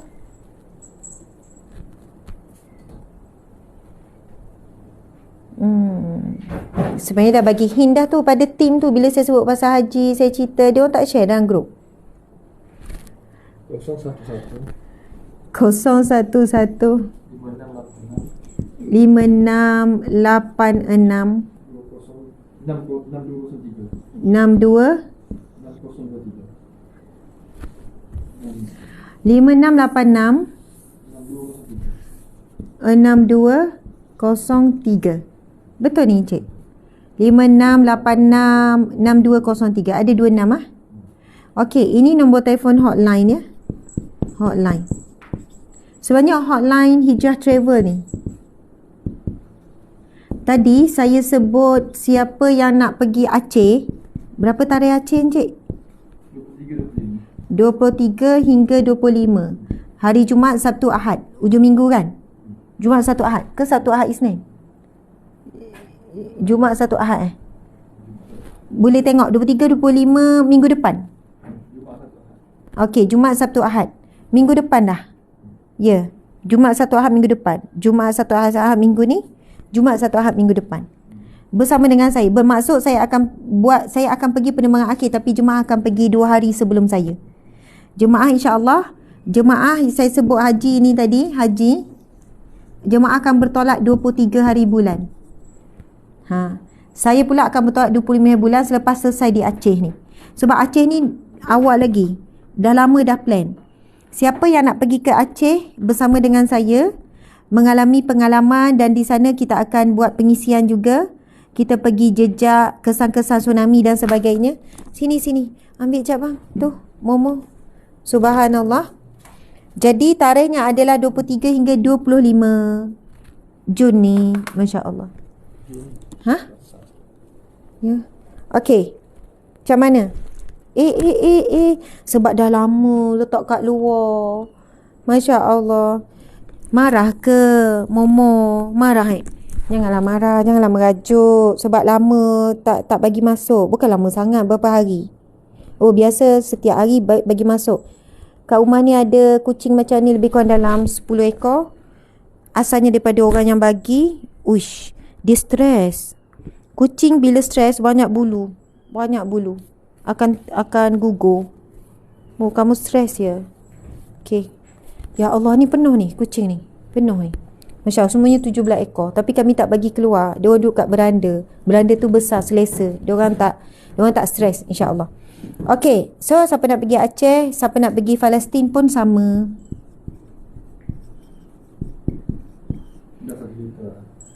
Oh, like. Terima kasih. Tap-tap di TikTok dah capai 1 juta. Terima kasih banyak. Kita ada Palestin bulan September. Arnab. Anak baru kucing. Beranak dah? Abang beranak dah? Serius? Duduk kat mana? Saya buka tu okey. Saya tak tahu pun beranak. Oh, baru beranak. Masya Allah. Ya Allah. Okey, tak apa. Nanti kita tengok. Jadi ibu dia kena tutup dalam sangkar supaya ibu dia terus bagi nyusu. Okey, tuan-puan yang minta sekalian, Palestin September. Siapa nak pergi Palestin, nak pergi Masjid Al-Aqsa, nak pergi Jordan, insya-Allah. Okey, terima kasih banyak. Aceh ni sempat lagi walaupun minggu depan. Kita boleh adjust. Okey. Mohon maaf salah silap sekali lagi. Terima kasih banyak. Wabillahi taufiq wal hidayah. Assalamualaikum warahmatullahi wabarakatuh.